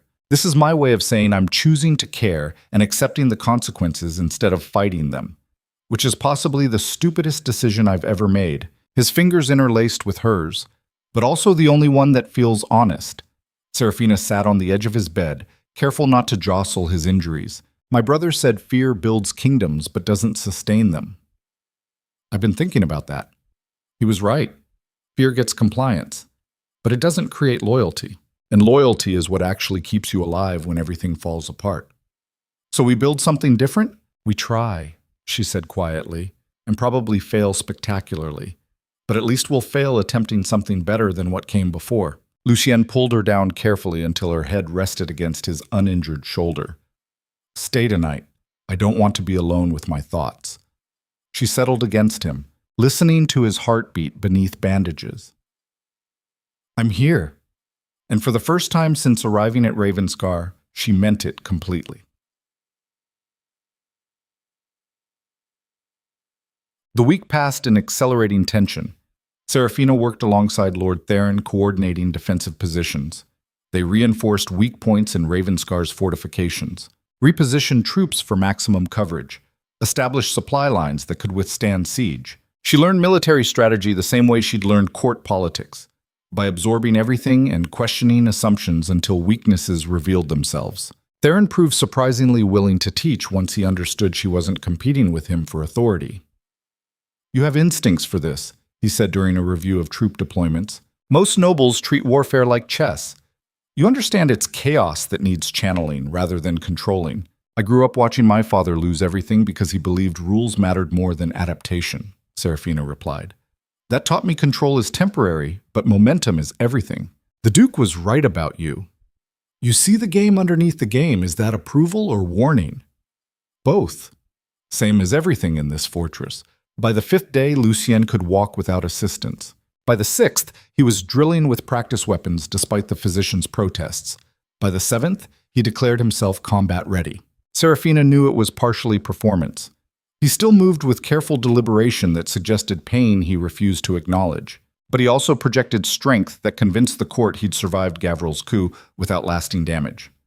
Perception mattered as much as reality in kingdoms built on fear. The invasion was scheduled for dawn on the 8th day.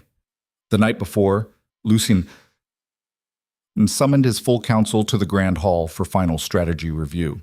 Every commander attended, every minister, every noble house leader who'd survived the recent purges. The assembly represented what remained of Valamont's power structure after months of conspiracy and coup. Serafina stood beside Lucien at the head table, wearing black and silver that marked her as his partner without pretending to equal rank. Lucien addressed the room with the kind of cold precision that had built his reputation. House Mordain attempted to destroy us through proxies. They failed. Now we take the lesson to them directly. At dawn, our forces march east. We will not stop until Mordain's leadership is eliminated and their territories are absorbed into Valamont. Murmurs rippled through the assembly. One of the older nobles, Lord Castellan, stood. "Your Grace, Mordain's military is twice our size. Their fortifications are legendary. Even with surprise, casualties will be catastrophic." "Then we don't fight their strengths," Lucien said. "We exploit their weaknesses. Lady Vale has identified corruption in their supply chains, financial instability in their merchant guilds, political fractures between their military and civilian leadership." He gestured to Serafina. "She spent the week analyzing intelligence we extracted from captured operatives. Tell them what you found." Serafina stepped forward, her voice carrying through the hall with surprising authority. Mordain looks unified, but they're held together by fear of their duke, a man named Constantine who rules through terror even more extreme than what we've experienced here.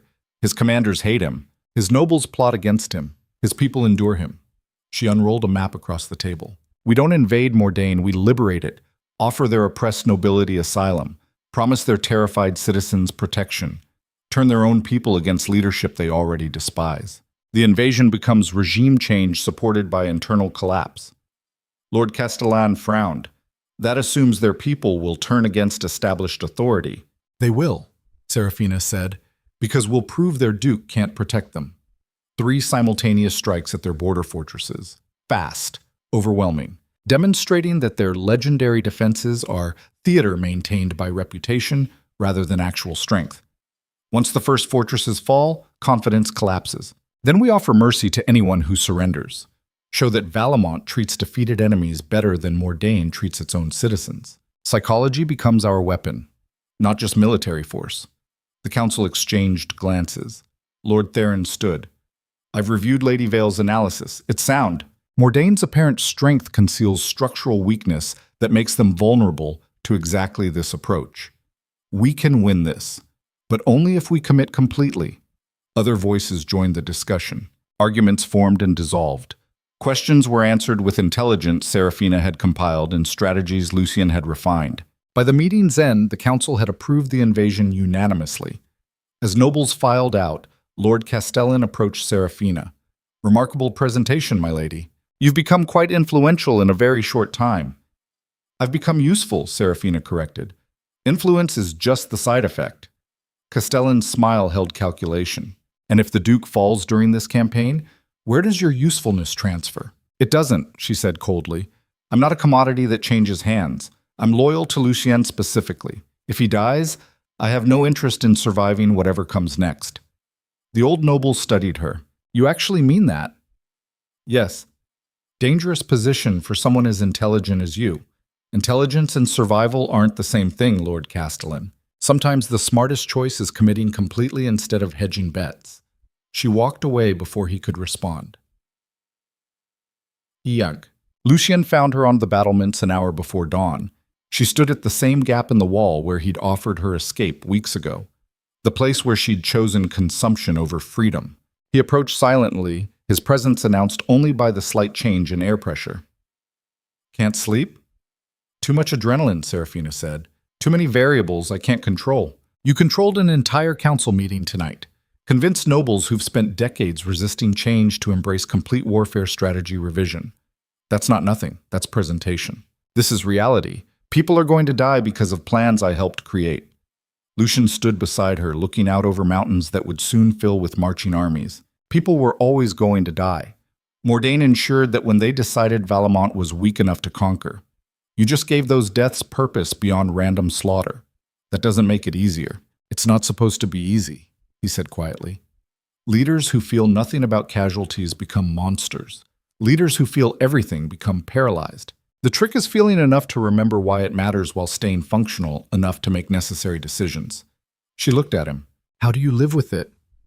All the deaths you've ordered, all the executions, all the violence. Lucien's expression held old pain. I don't live with it. I carry it. Every name, every face, every person who died because I decided their death served a larger purpose. It's the price of power. You don't get to escape the weight. You just get to decide whether that weight crushes you or makes you stronger. And which has it done to you? Both, he admitted. I'm stronger than I was, but also more broken. The parts of me that could feel uncomplicated joy died years ago. What's left is just competence and purpose. He turned to face her directly. You still have parts that aren't broken yet, that can feel things I've forgotten how to access. Don't lose that. Even if everything ahead requires hardness, keep something soft underneath. Otherwise, you become what I was before you arrived, effective but empty. Serafina felt tears sting her eyes. I'm afraid, she whispered. Afraid of what we're about to do. Afraid of who I'm becoming. Afraid of losing you before I've even figured out what having you means. Lucien pulled her against his chest carefully. Good. Fear means you're paying attention. People who aren't afraid during warfare are either liars or psychopaths. What if I can't do this? What if I freeze when the fighting starts? Then you freeze, and we adapt. But I don't think you will. You've already proven you can make terrible choices under pressure. Combat is just concentrated pressure with higher stakes. His arms tightened around her. I need you to understand something. When we march at dawn, everything changes. We'll be in hostile territory, surrounded by enemies, making decisions that get people killed. It will be brutal and messy and nothing like the strategic planning we've done here. I know, and I need you beside me anyway. Not behind me, not protected in Ravenscar. Beside me. Visible. An equal partner in what we're attempting. Why? Because if we're building something different than what came before, it has to start with demonstrating that power doesn't require isolation, that strength can exist alongside connection, that the ruler who admits he values someone isn't weak, he's just honest. He pulled back enough to meet her eyes. Mordain's Duke rules alone through terror. I'm going to defeat him with someone I trust beside me. That's the message. That's the weapon. Serafina understood what he was asking. Not just military partnership, but public commitment that made her both asset and vulnerability simultaneously. I'll be there, she said, whatever you need. Lucy Yen kissed her then, and it tasted like promises made before battles that might kill them both. When he pulled back, his expression had shifted to something harder. Get some rest. We march in 4 hours. After that, there's no turning back. There hasn't been turning back since I gave you those letters, Serafina said. This is just the next inevitable step. She returned to her chambers but didn't sleep. Instead, she sat by the window watching stars fade and dawn approach, with the terrible understanding that everything she'd survived so far had been preparation for what came next. The real test, not surviving Lucien's court, but surviving war beside him, and learning whether love was strong enough to endure what empires required. Dawn broke cold and clear across Valamont. The army assembled in Ravenscar's courtyard. 3,000 soldiers, 500 cavalry, supply trains, medical corps, everything needed for sustained campaign warfare. Lucien stood on the steps addressing his forces in armor that transformed him from duke into warlord. His voice carried across the assembled troops with absolute authority. We marched to eliminate a threat that tried to destroy us through cowardice. House Mordain thought assassination and coup would break Valamont. They were wrong. Today we teach them what happens when you fail to kill something completely. The soldiers roared approval. We fight not for conquest. We fight to prove that attacking us has consequences severe enough to prevent future attempts. We will be ruthless. We will be efficient. And we will show the Eastern Territories what Valamont does to enemies. Another roar. Lucien descended the steps and mounted his war horse. Serafina appeared beside him on a gray mare, dressed in riding leathers reinforced with light armor. Her presence beside the Duke instead of behind him made the entire assembly take notice. Lord Theron approached on horseback. Forces ready, Your Grace. We await your command. Lucien looked at Serafina. Any final concerns? Just one, she said. Try not to get yourself killed proving a point about invincibility. I'd hate to have survived everything so far just to watch you bleed out being dramatic. Lucien's smile was sharp. I'll do my best. He raised his hand. The army went silent. Then he dropped his arm and shouted the single word that would start everything. March! 3,000 soldiers moved as one. The invasion had begun. And as Ravenscar's gates opened to let them through, Serafina felt the future compress into this single moment. Everything behind them was burning bridges. Everything ahead was unknown warfare. And between them existed only the terrible choice to face it together instead of alone. The gates closed behind the last supply wagon. The fortress that had been her prison and her salvation disappeared behind mountains. Ahead lay Mordain's territories. And somewhere in that hostile landscape waited a confrontation that would determine whether empires built on fear could transform into something different, or whether they only knew how to destroy each other until nothing remained but ash and memory. Serafina rode beside Lucien as dawnlight turned the world gold, and wondered which of them would survive what came next, or if survival even mattered compared to proving that choosing each other had been worth the cost.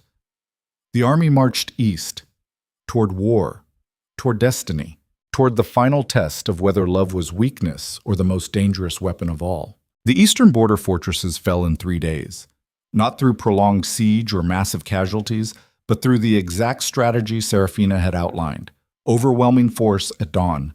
Precision strikes that shattered defensive positions before coherent response could form, and most devastatingly, the promise of mercy to anyone who surrendered immediately. Mordain's soldiers took that offer in numbers that shocked even Lucian. Entire garrisons laid down weapons after minimal resistance. Commanders negotiated terms rather than fighting to death. The legendary fortifications everyone feared turned out to be exactly what Serafina predicted.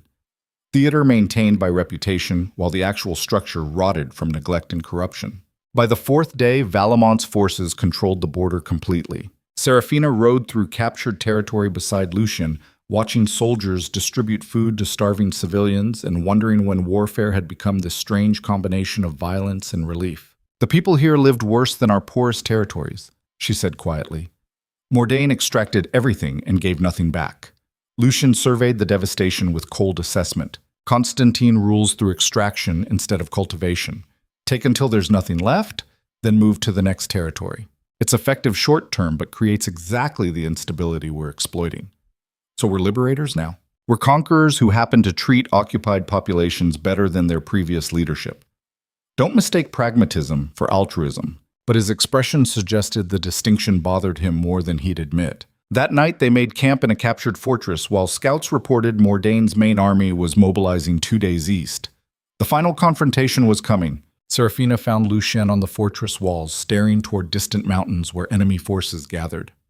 "Can't sleep either?" she asked, thinking about what comes next. "Constantine won't surrender like his border garrisons. He'll fight until one of us is dead because his entire authority depends on being seen as unstoppable. So you'll have to kill him, or he'll kill me. That's how these things end." She moved closer until they stood shoulder to shoulder.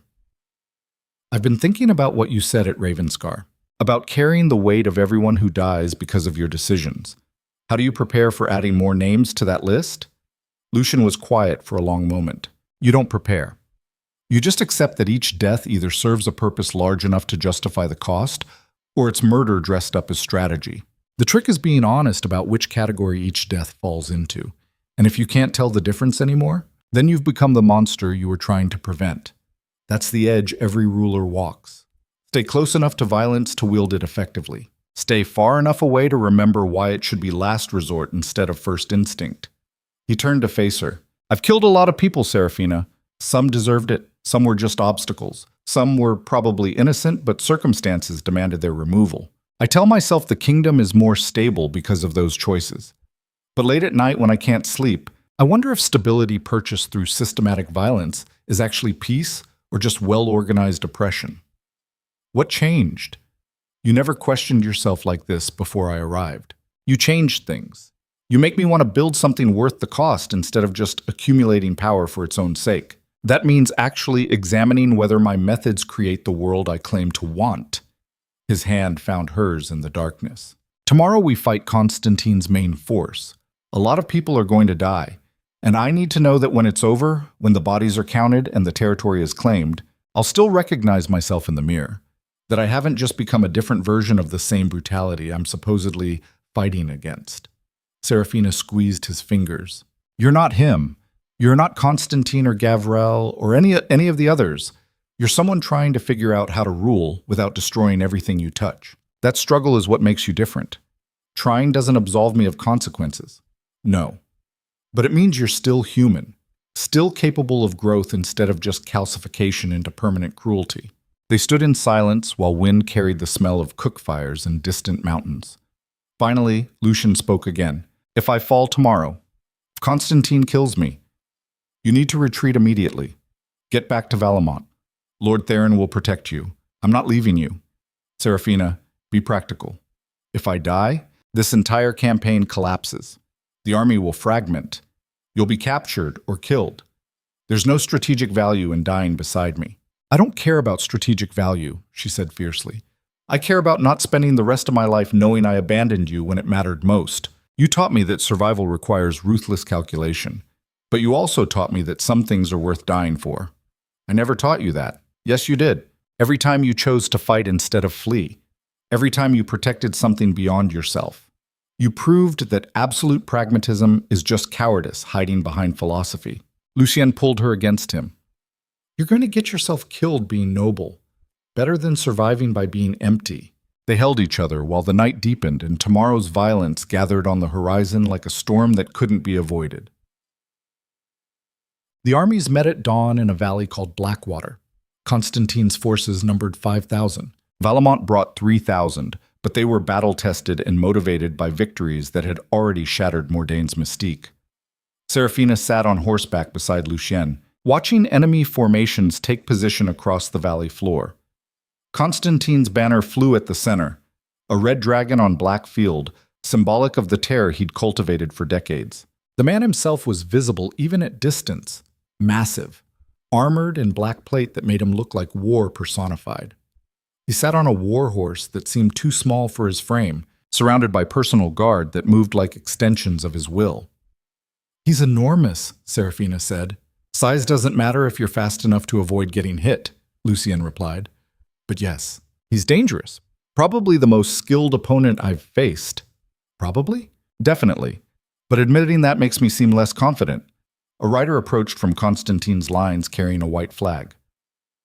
"Traditional parley request." Lucien glanced at Lord Theron. "What do you think? Could be genuine negotiation. Could be assassination attempt. Only one way to find out." Lucien spurred his horse forward. Seraphina moved to follow, but his hand caught her reins. "Stay here." "Absolutely not. Seraphina, we established partnership means actually partnering," she interrupted. "That includes parley. Either we both go, or neither of us does." Lucien's jaw tightened, but he released her reins. They rode forward together, meeting Constantine's messenger halfway between the armies. The messenger was young, clearly terrified, his voice shaking as he delivered his lord's terms. "Duke Constantine offers single combat. Champion against champion. Winner takes the valley and withdraws all forces. No further bloodshed necessary." Lucien's expression revealed nothing. "And if I refuse?" "Then both armies fight. Thousands die. The valley runs red. Same eventual outcome, but with catastrophic casualties. Tell your duke I accept. But I choose the terms. No armor. Swords only. Fight continues until death or clear surrender. No interference from either force." The messenger nodded and rode back. Seraphina stared at Lucien. "You're going to fight him alone. It's the smart play. Eliminates casualties, ends this quickly. He'll kill you. You're still recovering from Gavril's coup. You're not at full strength. I'm strong enough. Don't lie to me. I've watched you struggle with basic movements you used to execute effortlessly. Your left side is compromised. Your endurance is reduced. You're walking into this at severe disadvantage." Lucien turned to face her fully. "Every option has disadvantages. Full battle means our soldiers die by the hundreds. Retreat means Mordain regroups, and we fight this same war next year. Single combat means one death instead of thousands. Your death. Possibly. But also possibly his. And that chance is worth taking." "Not to me it isn't," Seraphina said, hearing her voice crack. "You think I survived everything that brought me here just to watch you commit elaborate suicide proving you're brave? I think you survived because you understand necessary risks. This is one of them." Lucien reached out and cupped her face. "If I fall, you lead the retreat. Theron will follow your orders because I'm about to make that clear to everyone. You get our people home. You rebuild.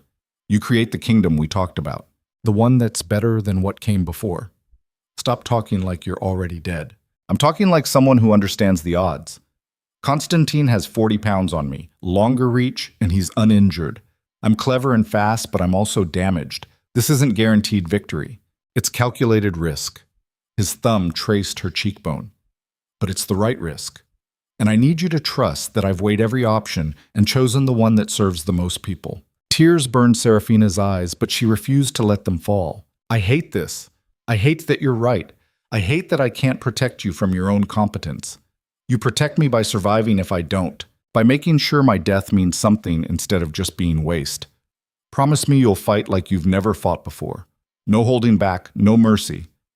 "I never hold back," Lucien said, "and mercy is for people who haven't tried to destroy me." He kissed her then, in full view of both armies, and the gesture said more than any proclamation could. When he pulled back, his expression had shifted to something harder. "I love you. I should have said it weeks ago, but I was too proud to admit vulnerability. Now seems like appropriate timing. You're telling me you love me right before potentially dying. I'm telling you before I fight. Whether I die is still undecided. Serafina grabbed his collar and pulled him back down. I love you too.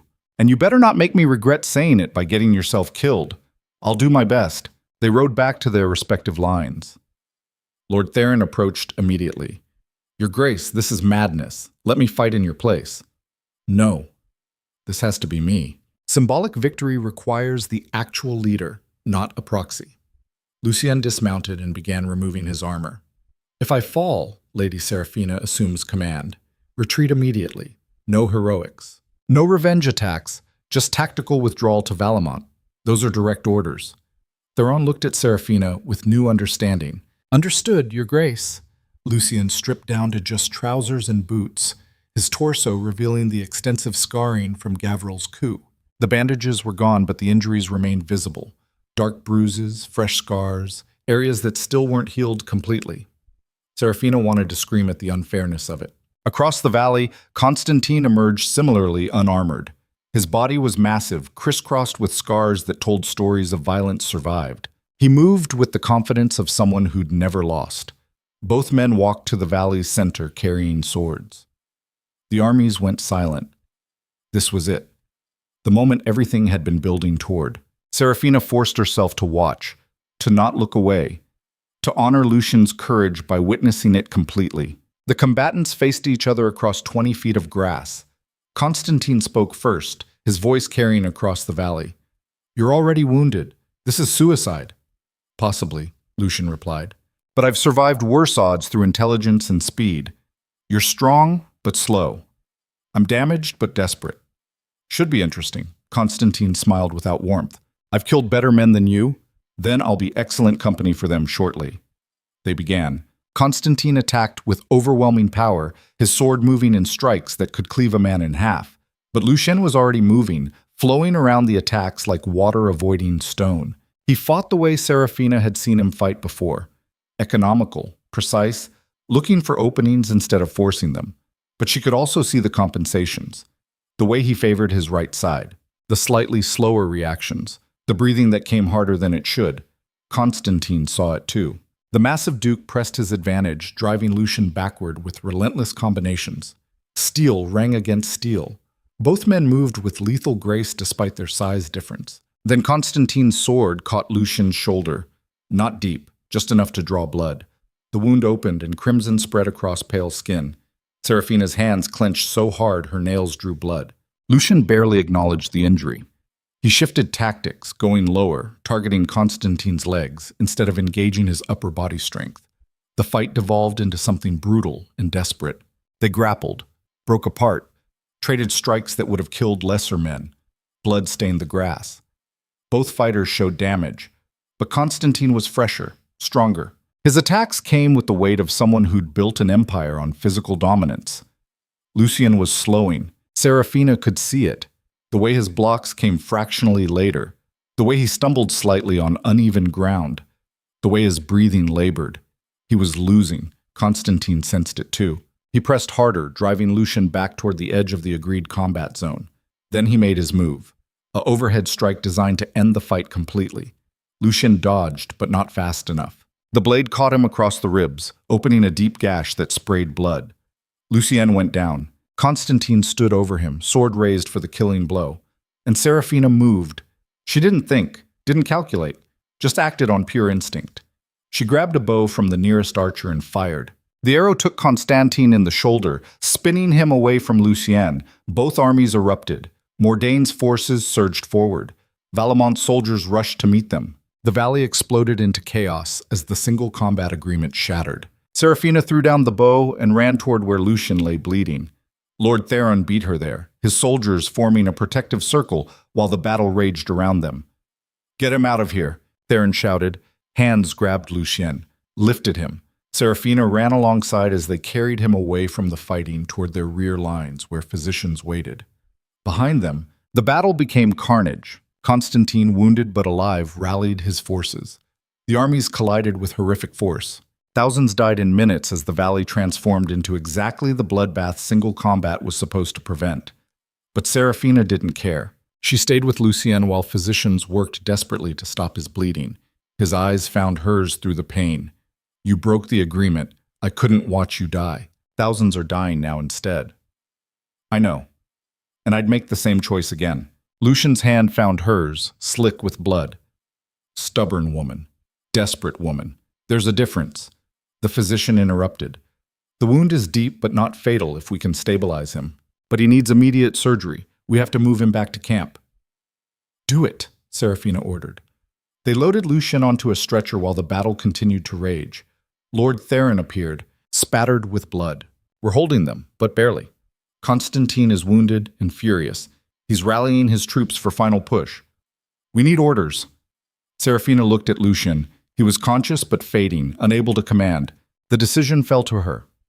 She thought about everything Lucian had taught her, about calculated risks and necessary sacrifices, about when to fight and when to preserve forces for another day. She thought about the valley filling with bodies because she'd chosen love over strategy, and she made her choice. Full retreat, she said. Fighting withdrawal. We fall back to the captured fortresses and defend from fortified positions. This battle is lost. We preserve the army for the next one. Theron hesitated. My lady, if we retreat now, Mordain will claim victory. Everything we've accomplished is meaningless if our army is destroyed, Serafina interrupted. We're outnumbered and our commander is critical. Continuing this fight is suicide. We withdraw. Now. Lord Theron looked at Lucian. The Duke managed a slight nod. Theron saluted. As you command, my lady. The retreat began. Valamont's forces pulled back in organized sections, fighting defensive actions while withdrawing toward the fortresses they'd captured earlier. The battle became a running engagement that lasted for hours. By sunset, they'd reached the first fortress. By midnight, they'd secured defensive positions. Constantine's forces pursued but stopped at the fortress walls, unwilling to assault fortified positions after a day of brutal combat. The battle for Blackwater Valley was over. Both sides had lost hundreds. Neither had truly won. And Serafina sat in a commandeered room watching physicians fight to save Lucian's life, wondering if her choice to break the agreement had saved him or just postponed his death while ensuring hundreds of others died immediately. Lucien survived the surgery but remained unconscious for 2 days. Serafina stayed beside him, leaving only when absolutely necessary. She watched his breathing, monitored his fever, changed bandages when physicians allowed. She also thought about what she'd done. Breaking single combat agreement was a violation that would echo across kingdoms. Every noble house would hear about it.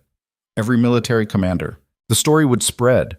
The woman who loved the Duke enough to betray honor and start a battle that killed thousands. Some would call it romantic. Most would call it selfish. All of them would be right. On the third day, Lucian opened his eyes. Serafina, who'd been dozing in a chair beside his bed, jolted awake. You're conscious, unfortunately. His voice came rough and pained. Everything hurts. You nearly died. Again. This is becoming a concerning pattern. Apparently I'm good at surviving what should kill me. He tried to sit up and immediately regretted it. Serafina moved to help him, adjusting pillows behind his back. How bad is the retreat situation? We're fortified at the border fortresses. Constantine's forces are camped outside but not attacking. Stalemate. Both sides too damaged to continue immediately. Casualties? 300 dead on our side. Mordain lost at least 500. Could have been worse. Could have been prevented if you hadn't interfered. Serafina met his gaze steadily. Yes, I broke the agreement, started a battle that killed hundreds, made a selfish choice that will haunt both of us. And I do it again because watching you die was not an acceptable option. Even knowing the cost, especially knowing the cost. Because I finally understand something you tried to teach me from the beginning. Survival isn't the only thing that matters. Sometimes living with yourself afterward matters more. Lucien was quiet for a long moment. You're going to be vilified for this. Called the woman who chose love over honor. Blamed for every death in that valley. I know. Can you live with that? Serafina thought about her brother, about Gavril's coup, about every choice she'd made to survive Lucien's world. I've already learned to live with betraying my family and watching my brother die. Learning to live with saving you will be easier by comparison. Lucian's hand found hers. I'm supposed to be angry, to condemn your choice as strategic disaster, but all I feel is grateful I'm alive to be angry. So you're not angry? Oh, I'm furious. You violated every principle I taught you, made the exact emotional decision I warned against. Proved that love makes people do catastrophically stupid things, his fingers interlaced with hers. But I'm also alive, and that means we get another chance to figure out how to build something better than what came before. What happens now? Now we negotiate. Constantine is wounded. His forces are depleted. Ours are fortified. Neither side can win clean victory.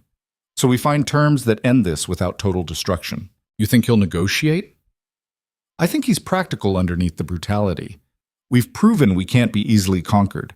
He's proven he can't be easily defeated. That creates space for agreement. And if he refuses, then we fight until one of us can't anymore. But I think he'll talk.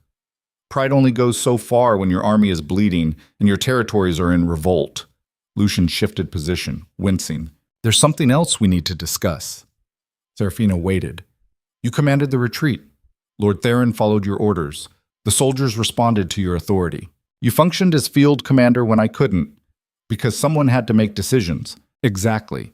Which means you've proven yourself beyond intelligence and strategy. You can lead. Actually lead. Make hard choices under impossible pressure. His expression grew serious. When we return to Valamon, I'm going to formalize your position, not as consort or companion, as co-ruler, equal authority, shared power. Lucien, I'm serious. This can't just be me anymore. I've nearly died twice in 2 months. The kingdom needs leadership that doesn't collapse when I'm injured or killed. You've earned that position, and I trust you to wield it properly. Serafina felt tears sting her eyes. That's insane. The nobility will revolt, some will. We'll handle them the way we handle everything else. Together.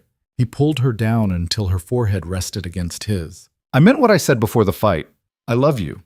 Not as weakness or vulnerability, as choice, as partnership, as the foundation for building something that outlasts both of us. I love you too, even when you're being impossible and suicidal. Especially then, Lucian said. That's when I need you most. They stayed like that, breathing together, while outside the fortress negotiations began that would reshape the eastern territories and set the pattern for everything that followed. The treaty took 3 weeks to finalize. Constantine, pragmatic despite his reputation, recognized stalemate when he saw it. He agreed to withdraw from disputed territories in exchange for trade agreements and formal recognition of borders. Mordain would remain independent but diminished. Valamont would control the eastern approaches but not occupy Mordain's heartland. It was compromise that gave neither side everything they wanted but prevented the total destruction both sides feared. The negotiations happened in neutral territory with representatives from both kingdoms. Serafina attended beside Lucien, participating in discussions with authority that made Constantine's advisors uncomfortable and impressed simultaneously. On the final day, Constantine himself appeared for the treaty signing. He approached Serafina while Lucien was occupied with final document review. You're the one who shot me. Yes, most people would apologize or make excuses. I'm not most people, and I'm not apologetic about saving someone I love. Constantine studied her with calculating interest. You cost hundreds of lives for one man. I cost hundreds of lives because single combat was always going to fail. You were winning. Lucien was dying. Breaking the agreement at least gave our forces a chance to retreat instead of watching their commander die and then getting slaughtered anyway. Interesting rationalization. It's not rationalization, it's strategic assessment delivered after the fact. The outcome would have been worse if I'd let the combat complete. Constantine's smile held grudging respect. You're more ruthless than you appear. I learned from the best. Your duke is fortunate. Most rulers never find anyone who'll risk everything for them. Most rulers don't deserve anyone willing to risk everything. True. He extended his hand. You have my respect, Lady Vale, not my approval, but respect. Serafina shook his hand. I'll take respect. Approval is overrated. The treaty was signed. Both armies withdrew. The war ended not with glorious victory, but with mutual exhaustion and pragmatic compromise. Valamont's forces marched home through territories they'd liberated, greeted by civilians who seemed genuinely grateful for occupation that came with food and stability instead of extraction and terror. It wasn't triumph, but it also wasn't defeat. just the messy reality of warfare that served larger purposes than anyone's pride. Ravenscar appeared on the horizon 6 weeks after they'd left it. The fortress looked different somehow, smaller than memory suggested, less imposing now that Serafina had survived actual war instead of just court politics. The army was welcomed home with celebrations that felt earned but incomplete. Too many empty places. Too many soldiers who'd marched out and never returned. Serafina thought about all of them during the victory ceremonies. Every name, every face she'd seen in camp before battles, every person who died because she and Lucien had decided Mordain needed confronting. The weight was crushing, but also clarifying. This was what ruling actually meant, making decisions that killed people and living with that weight afterward. Not hiding from it, not pretending the deaths were someone else's responsibility. Carrying them. Every single one. 2 weeks after returning, Lucien held court to formalize Serafina's new position. The grand hall was packed. Every noble house, every minister, every person of influence in Valemont. Lucien stood before his throne wearing formal regalia, still moving carefully around healing injuries. Serafina stood beside him in deep purple silk that marked her as royalty without claiming his exact rank. The Duke addressed the assembly with absolute authority. Lady Serafina Vale arrived at this court as a political prisoner. She could have chosen comfortable death or miserable survival. Instead, she chose transformation. She provided intelligence that dismantled internal conspiracy. She participated in warfare that secured our eastern borders. She commanded retreat that saved our army when I fell in battle. He turned to face her directly. She has proven herself through competence, courage, and willingness to make decisions that cost her personally but serve the realm. Therefore, I am elevating her to Duchess of Valemont and co-ruler of these territories. She will share authority, sign laws, command forces. All functions of governance will require both our seals. Murmurs rippled through the assembly. Lucien continued, anyone who questions this decision is welcome to challenge it through formal petition. Anyone who attempts to undermine her authority will discover that attacking her means attacking me. And we've all seen recently what happens to people who attack me unsuccessfully. The murmurs stopped. Lucien took Serafina's hand and placed a ring on her finger, heavy gold with wolf insignia matching his own. Do you accept this responsibility? Serafina looked out over the assembly. Hundreds of faces watching her, judging her, waiting to see if she'd prove worthy or just another ambitious noble grasping for power. She thought about how far she'd come, from terrified prisoner to battlefield commander, from betrayer to partner. From survivor to someone trying to build something better than what existed before. I accept, she said clearly, and I promise to serve Valemont with the same ruthless dedication you've come to expect from your Duke. I will not be gentle. I will not prioritize comfort over necessity. But I will be honest, and I will work every day to create a kingdom where strength serves justice instead of just serving itself. The court remained silent. Then Lord Theron began applauding, slowly. Others joined. Not everyone, not enthusiastically, but enough to mark the moment as legitimate rather than disputed. Serafina became Duchess, and Valemont entered a new era of dual leadership that would reshape how kingdoms understood power. But that night, alone in chambers that were now officially shared instead of implicitly occupied, Lucien and Serafina stood on the balcony overlooking Ravenscar's courtyards. Below, celebrations continued. Soldiers drank. Citizens danced. The fortress that had witnessed so much darkness allowed itself one night of actual joy. We did it, Serafina said quietly. Survived everything. Built something different. We started building something different, Lucien corrected. Actually creating it will take years, maybe decades. Are you prepared for that? Are you? She thought about the question seriously. I'm prepared to try. To keep making impossible choices and living with the consequences. To balance brutality with compassion. To be ruthless when necessary and merciful when possible. To never forget that power serves people, not itself. She looked at Lucien, and I'm prepared to do it beside you, not behind you, not beneath you, beside you. Lucien pulled her close. I was a monster before you arrived, effective but empty. You didn't fix that. But you gave me reason to want to be more than just efficient cruelty. You were never just that. You were someone who'd been hurt so badly you built armor from ruthlessness. I just helped you remember that armor can come off sometimes. They stood together while celebrations echoed off stone walls. "Do you regret it?" Lucien asked. "Any of it?" Serafina considered. "I regret my brother's death. I regret the soldiers who died at Blackwater. I regret every choice that hurt innocent people. But I don't regret surviving. I don't regret choosing you. And I don't regret becoming someone strong enough to carry the weight of those regrets without collapsing. That's honest. Honesty is all I have left. Everything else got burned away." Lucien kissed her temple.